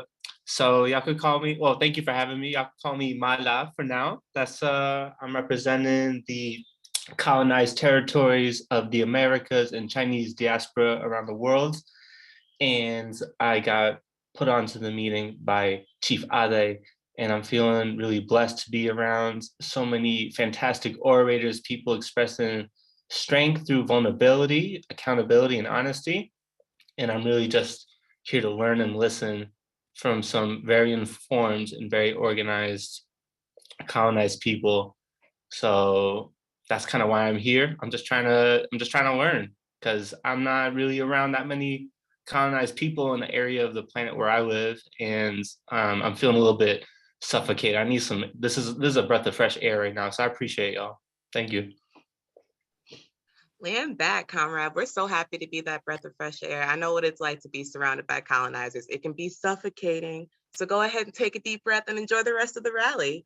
All right, up next we have Comrade Susendo, and I apologize if I mispronounced that. Please correct me. Land back.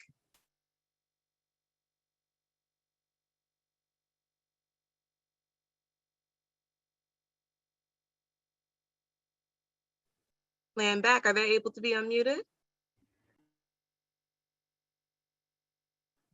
All right, no problem. I'm muted. Sorry. Oh, Yeah, I there you couldn't are. mute myself. Hi, I'm Comrade Suxendo. My pronouns are they, them, and I am representing the colonized lands of the Americas as well, and Mexico. I don't know what word that would be.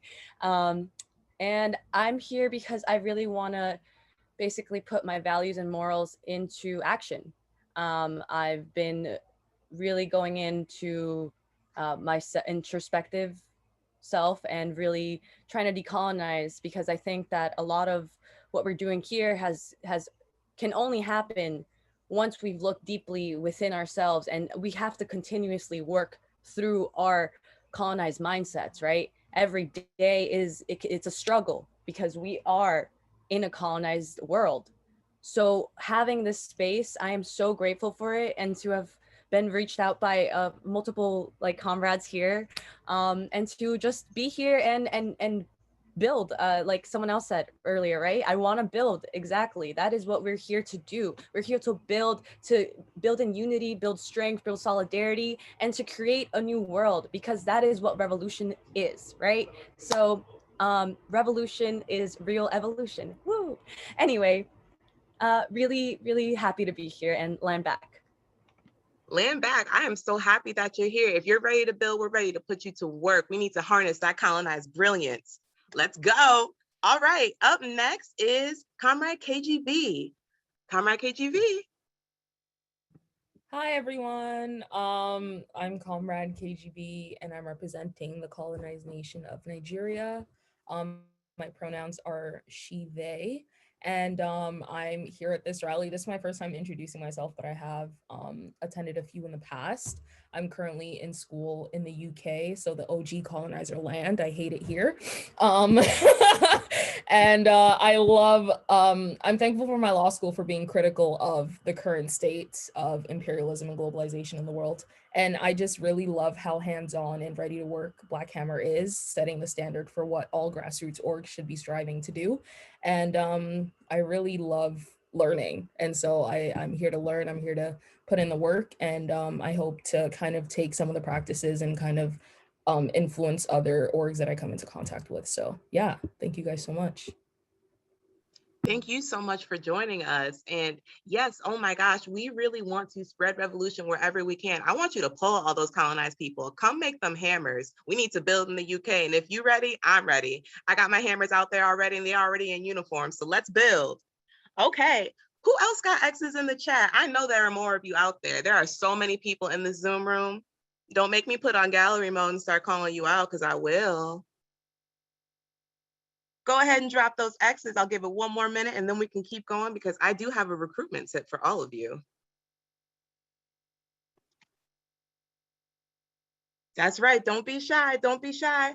All right, Comrade Teo. And please charge this to my colonized tongue, not to my heart. Land back. Thank you. It's Tu. My name is Tu. I use he, they, and I heard about this through a mutual Black Hammer, and I'm so excited. I think my role in revolution is not just in leadership, but also to be a bridge between the entertainment and organizing communities. I believe that art is really a key role in how we can influence the revolution and how we can change people's minds. And culture is just so important. So I'm just really excited to be here and be witnessing this and learning from so many great people. I'm a musician, and I just really think it's important that we as artists are reflective of the times. So this has just been really uplifting, and thank you so much. Land back. And what nation do you represent, comrade? I really represent just myself. Oh, what colonized nation? Where are your ancestors from? That's what we're trying to represent, because that's how we can uplift you and all your people. Garifuna. All right, let's keep it moving, y'all. I know Defense has got that on lock. Up next, we got Comrade Minda. Comrade Minda, can you unmute yourself? Let's hear you.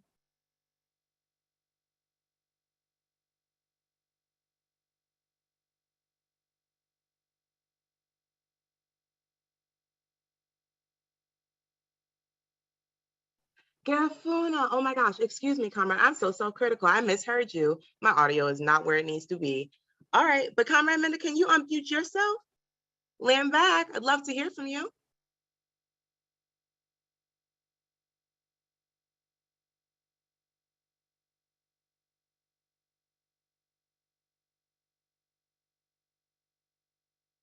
All right, I believe we got one more, Comrade Aurora. I know you've been trying to drop your X, and then I think that is everybody that we got so far. Land back. Hi. I'm Aurora, and I represent the nation of Africa. My pronouns are she, her. And I'm really here to see what's next for me. And I really have always wanted a community. I grew up in a predominantly white town, and I'm living in another one. So having community of colonized people is really important to me, to have community healing and community learning, and to see where that can take me. And I'm ready to throw down the gauntlet and just go. So I'm ready to turn the world on its head. So let's go. Land back. If you're ready to turn the world on its head, it sounds like you're ready to be a hammer. So if you're not already signed up, blackhammer.org/join. Let's get you in here. Yes. I'm already joined. Ooh. And everything. All right, already signed up. Let's go. Yep. I'm so excited. Ooh, new hammers make me get goosebumps. I'm so hyped. Let's see who else we got. Let me scroll through here. I think we have a few more. All right. Comrade.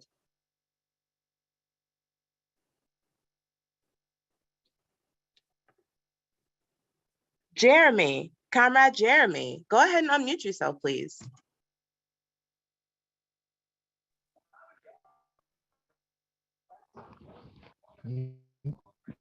Am I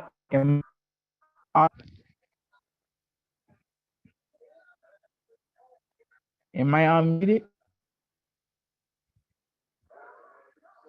Hello, guys. I feel honored and privileged to be amongst you guys. I'm land back. I attended last week's rally, and I heard about you through a mutual friend. And then last week on Facebook, I heard that I heard General Ghazi talk about revolutionary, talk about he's a true revolutionary, and I just felt compelled to join because I really want to learn about, like.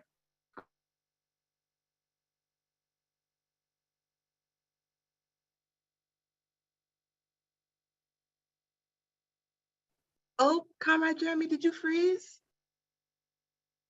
Oh, goodness. Hello. Nope, there you are. Oh, and I feel I just and that's and I can tell this is what true revolution looks like. A true, you know, revolutionary. And by the way, I live in the America. Land back. This is what true revolutionaries look like. And we're so happy to have you, a true revolutionary, with us to help build. Oh my goodness. I love welcoming new And I comrades. It look makes my forward heart to warm. working with you guys. I learned so much about you guys. I learned about you through a mutual friend. I forgot that mutual name, but I learned about you guys through a mutual friend. We've been texting back and forth, and we've been talking about, you know, you want to join. They asked me last week, did I join you guys? And I said yes. And ever since I joined the rally, I've been hooked ever since. And you know, I've been really like enjoying joining the rallies, and I look forward to rally. I'll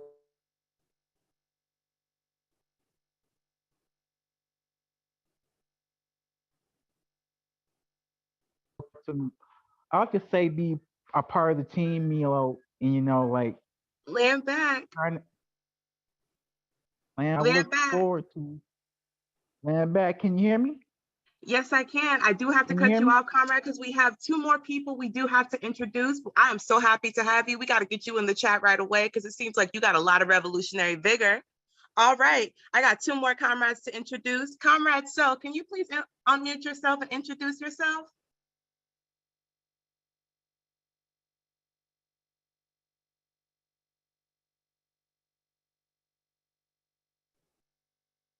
Land back. All right, we'll come back to them. And then finally, we have Comrade Celan Meza. Land back.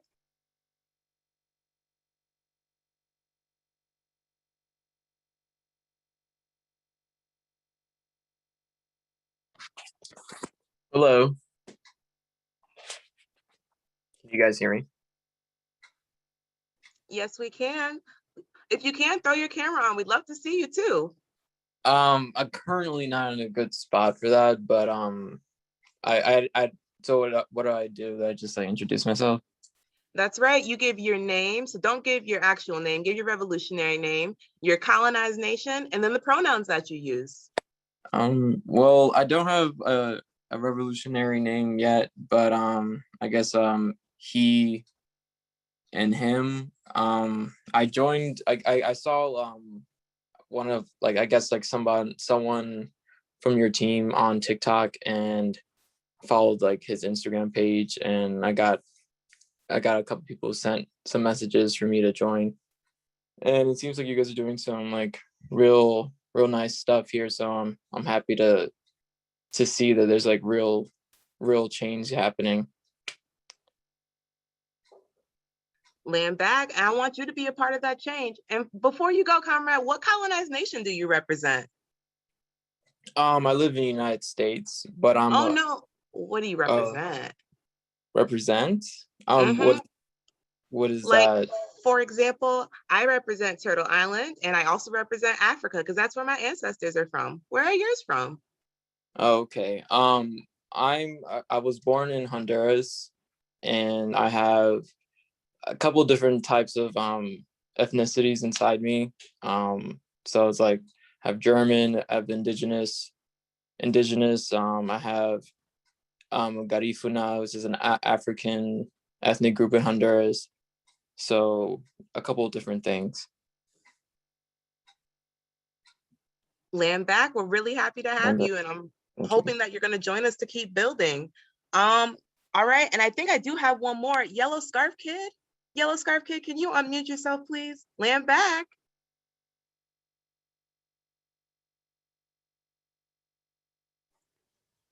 Yes, I am Comrade Yellow Scarf Kid.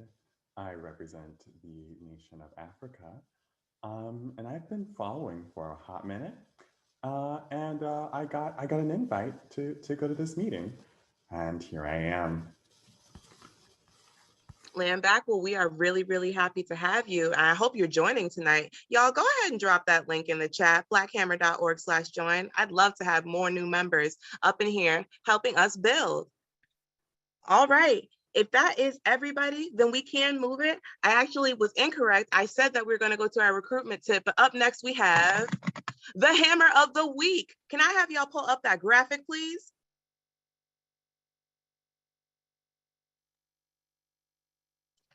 And it is Acting Secretary of Global Membership, Chief I. Salute to you, Chief I. That means you have gotten the most VIPs. We see you working super hard within membership every single day. And I just want to shout you out because you are an example of the cadre that we want to see within our Black Hammer members. Land back. We love you very much, Chief I. All righty. Now, before I leave y'all, I'm going to leave you with a recruitment tip. So pull out your pens and papers. I'm going to leave you with some real fire here.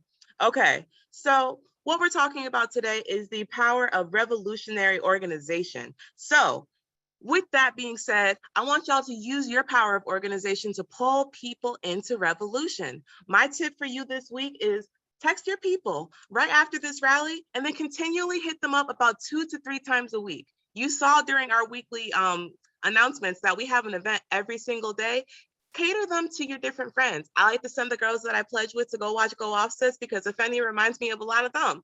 I like to send all my intellectual friends to the Revolutionary Book Trap so they can read and grow politically with us. And then finally, on Monday nights, I make sure all those people that I DM'd, I drop our rally link and rally photo here so that they can get a proper background and get into the revolution. I want all of y'all to do the same. And then finally, if you're a chatty patty like myself, you love talking to people and love pulling people in, I think membership is for you. Chief I, can you go ahead and drop that email in there? It is bhomembership@protonmail.com. If you're ready to help pull your community into revolution, I think you need to be in membership. That's all that I got for y'all tonight. Happy rally. Land back.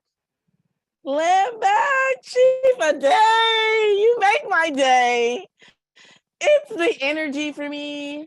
It's the beautiful, clear, gorgeous skin for me. The soft, fluffy pink hair for me. The revolutionary drip for me. I just can't take it. It's the brilliance. Yes, y'all. That is the power of organization because there is no power without organization. All right, y'all. Like we were saying in our membership call, we are doing something every single day. And earlier you saw our announcements for our shows and events. But did you know that we have workouts and self-defense every single day? Yes, every single day. And here to tell you all about it is the amazing Chief EVEE. Come on, Chief EVEE. Bring it to the people.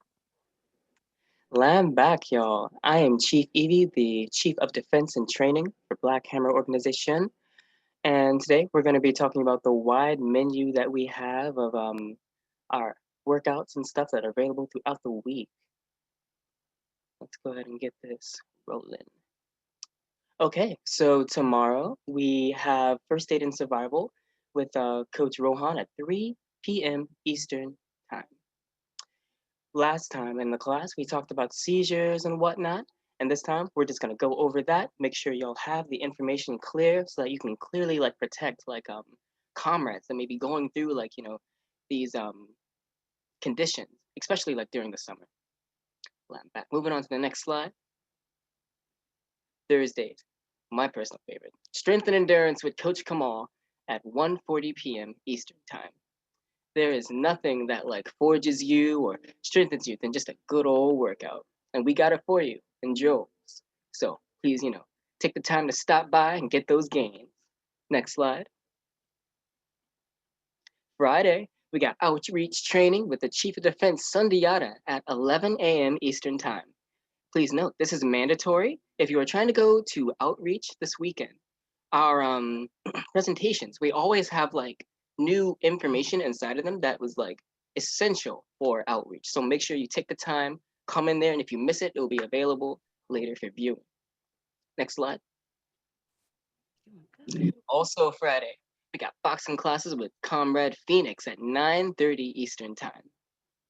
Gonna show you those combos, gonna show you how to protect yourself with those fast hands. Yes, yes, yes, have you sore for days. Get you good. Next slide. Saturday, we have bat training with myself at 11 a.m. Eastern Time. This is also mandatory for outreach. Have you ever wanted to learn how to use a sword or a club or even a stick to defend yourself? Well, we have, a whole class based on that, based on let's see, the Kali stick system, as well as like different historical African martial arts. So we've got that going on. We're always improving on these classes. Next slide. Yes, drink that water.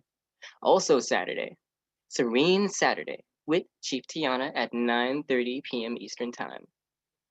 After a long week of doing action items and doing events, what have you, we all need to take the time to unwind. So come on into the lesson in the class, and we'll make sure that we're talking with each other about just things we're going through throughout the week, like anxiety, depression.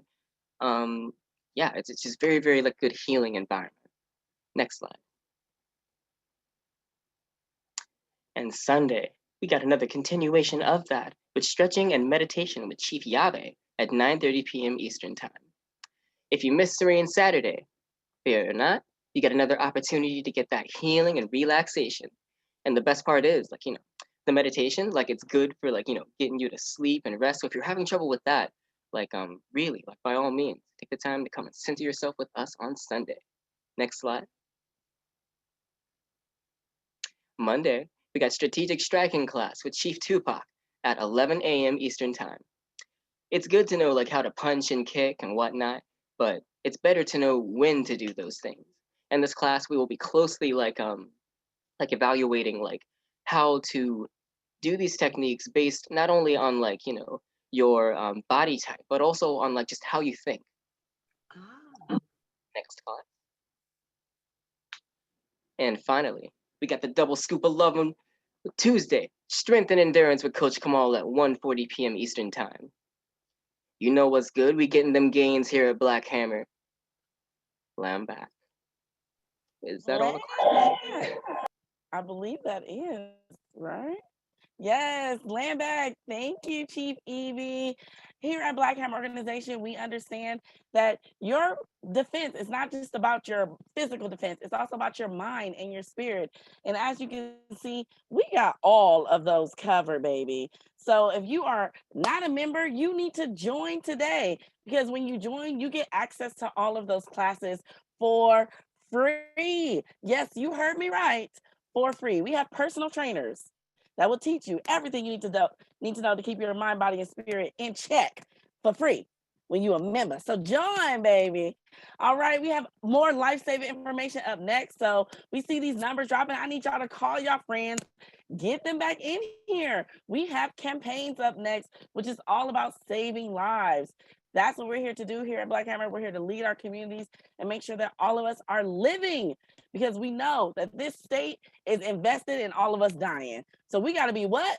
Invested in us living. And we do it hardcore here at Black Hammer Organization. So let's hit them with that campaign strip. Land back.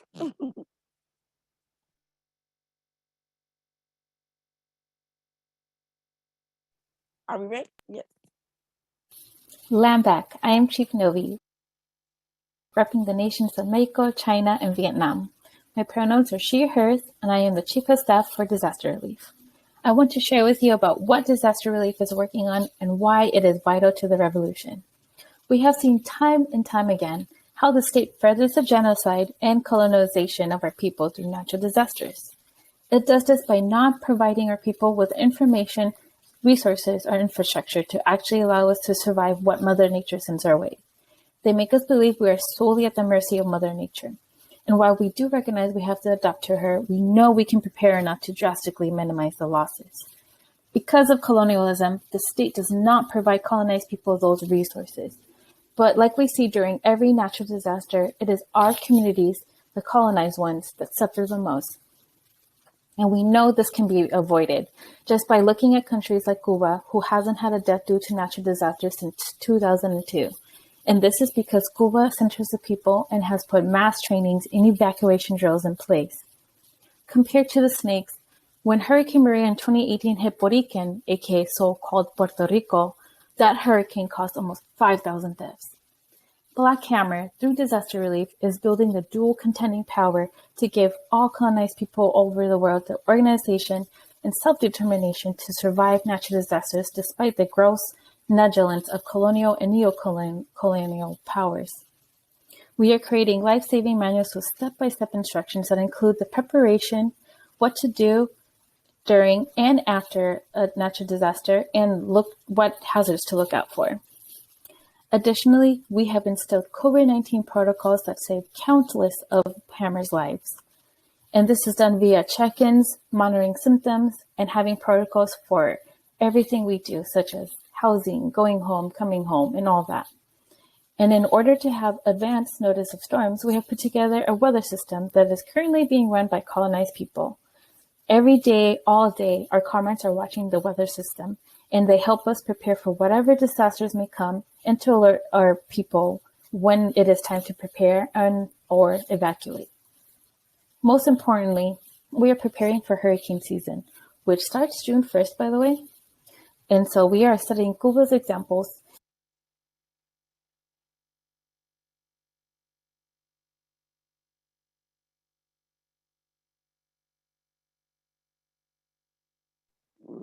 Land back. I see it. You know these technology and things, child. They always trying to mess with us. But yes, and this disaster relief is no joke, because I'm telling you, we have I'm a comrade. They call us to let us know about weather advisories that are happening in my state. I'm like, you don't even live here. How do you know that's gonna happen? And they be ahead of the news. Ahead of the news. I be getting advisories from them before I see it on the TV.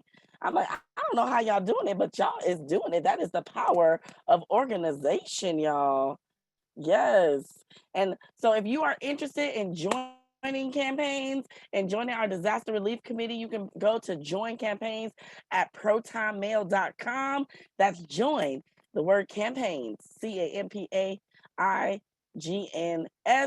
at protonmail.com. And you can join and help your community fight natural disasters, fight coronavirus, fight poverty, because we even have gardens in there and everything. Yes.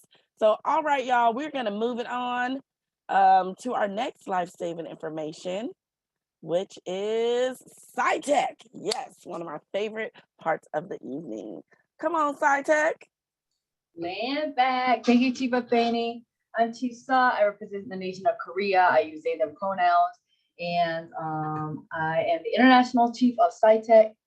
We're going to get the presentation up and running. Land back while it's pulling up. Okay, never mind. It's up now. So yeah, land back. I want to salute and appreciate and congratulate Chisante and SG Anko.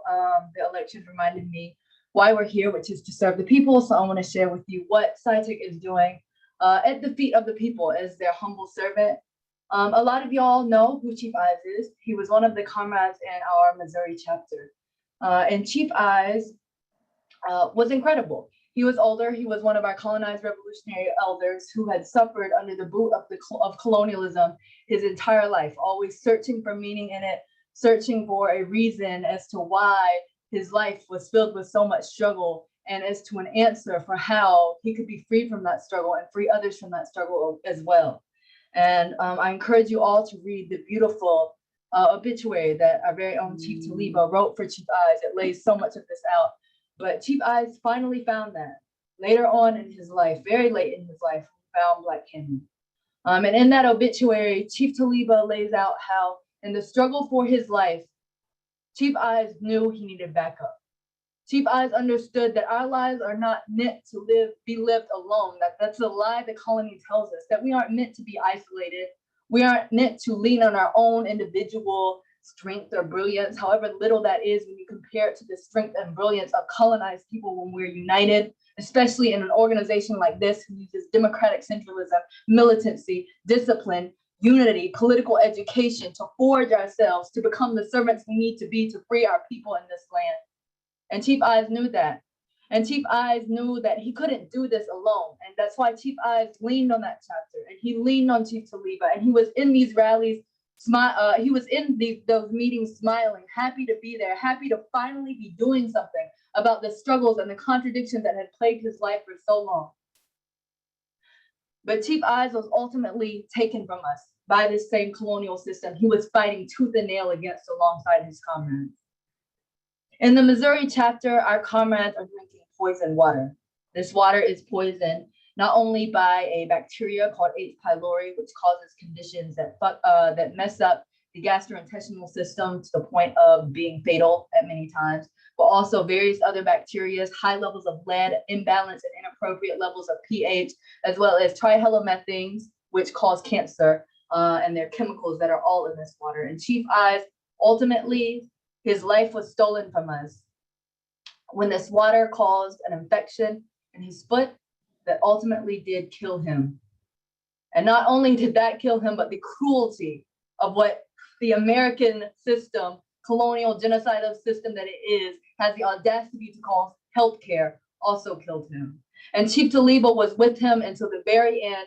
And Chief Taliba was there until the very end in community with him, because we understand everything that we have is through our unity as colonized people.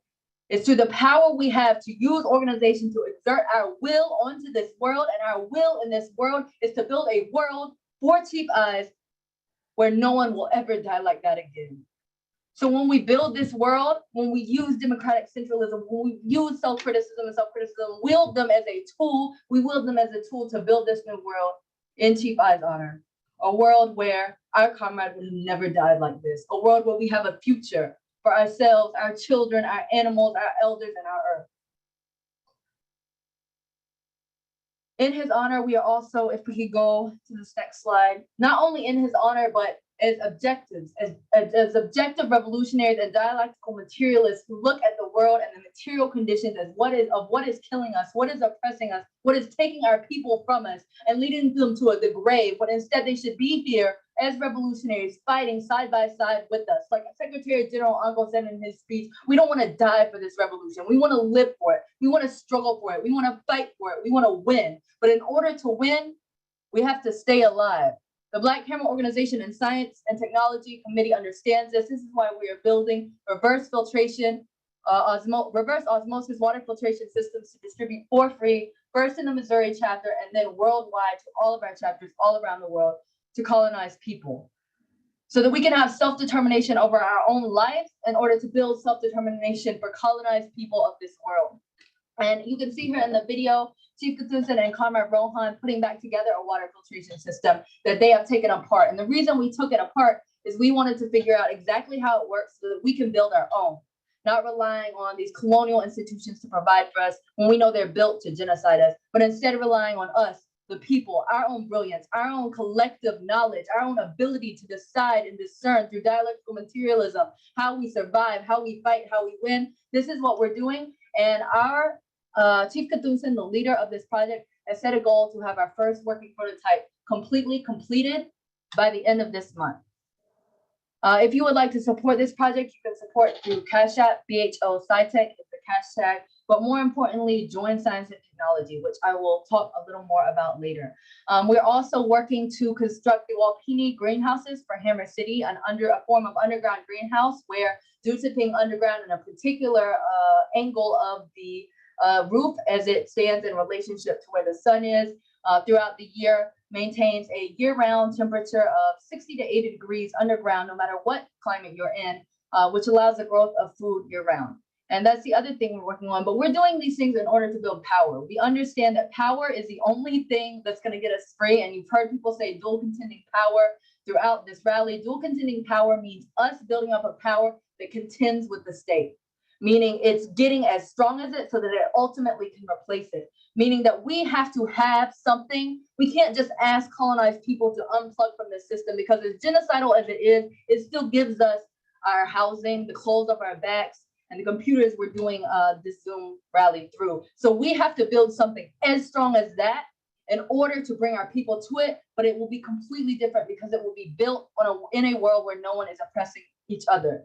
So this is what we say when we mean dual continuing scientific power. And this is why it's so important to have organization, because we can only do this through organization. Us as individuals could have never done any of this, but we as a collective can do all of this. And so I want to urge everyone to join science and technology. If we can move to the last slide.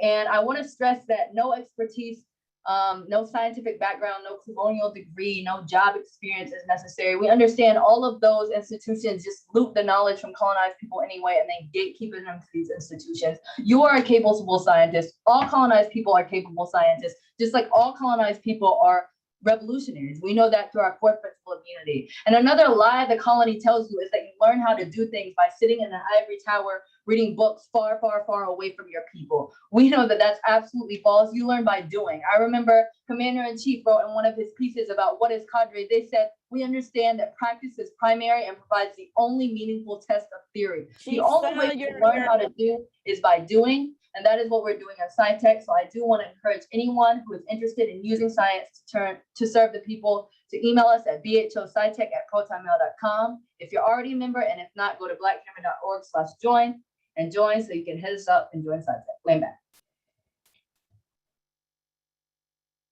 Land back, yes, Chief's laying out our political line, even when it comes to science, because we know that everything we do is science.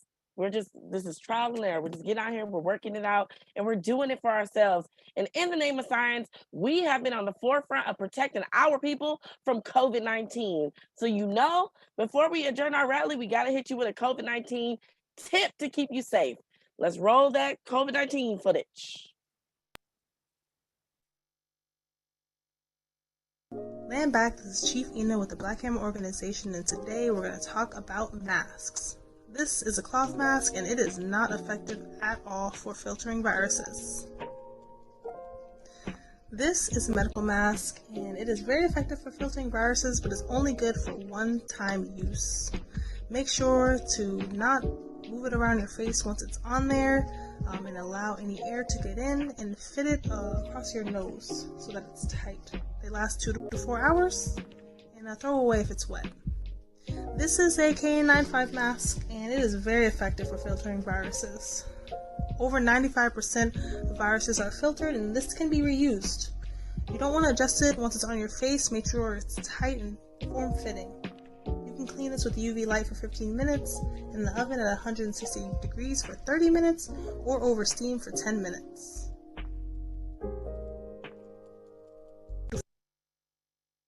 Yes. If you didn't know, we have a whole committee that is dedicated to looking into the research about what is keeping people safe from coronavirus. And what we understand is it's not them jabs, y'all. It's not them jabs. It's wearing a mask, and not just any old mask, the right kind of mask. And as you saw from our amazing Chief Ina over the campaign's office, KN95 masks are the way to go, and we give them out for free to all colonized people, no matter where you are in the world. So if you need a mask, reach out to your leadership. If you're not certain who your leadership is, reach out to the person who brought you here to this rally. They will let you know who your leadership is and how you can get you, your friends, your family, and the people in your community free KN95 masks, because those are the things that are protecting us from coronavirus, y'all. So now it's time for our adjournment, and we're going to be doing it with Chief Teray. Come on, Chief. Time to end. And back, y'all. This is Chief Teray representing Cuba, pronouns they, them, Chief of Staff of the International Agitation Propaganda Committee, Chief of Staff to the freshly minted Queen of Agitprop, Chief Sante. Salutes to our freshly elected officials, Chief Sante over Agitprop, Secretary General Anko. We are so fortunate to be here for this historic election with practicing democratic centralism, that organizational power, where that's why we have this theme for today's rally: no power without organization, where we are seeing that Black Hammer Organization has done what could be what most people might call impossible, building a city on top of building a city, purifying poison water, getting 150 people into this Zoom room. That's the power of organization, baby. And I hope everyone in this room feels a little bit of that power when they walk away, talking to their friends, getting them in next week's Zoom room rally where our theme is going to be no justice on stolen land. And before we close it out, I'm just reminding everyone that we do have an after party that it's for members only. So if you're trying to get, trying to get a little litty with the Black Hammer organization, you can still sign up blackhammer.org/join for that after party. Last but not least, the total amount of money that we raise here. I'm gonna get a drum roll. Oh, Chief T, you're gonna be so happy with these results because I'm getting word here. Oh, just this in. We have met our goal.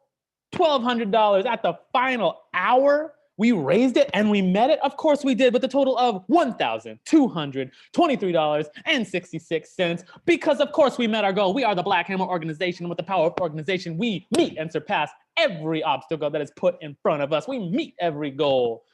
Ending on a high note, y'all. Everyone, can I get land back before we close it out? Land back. Land back.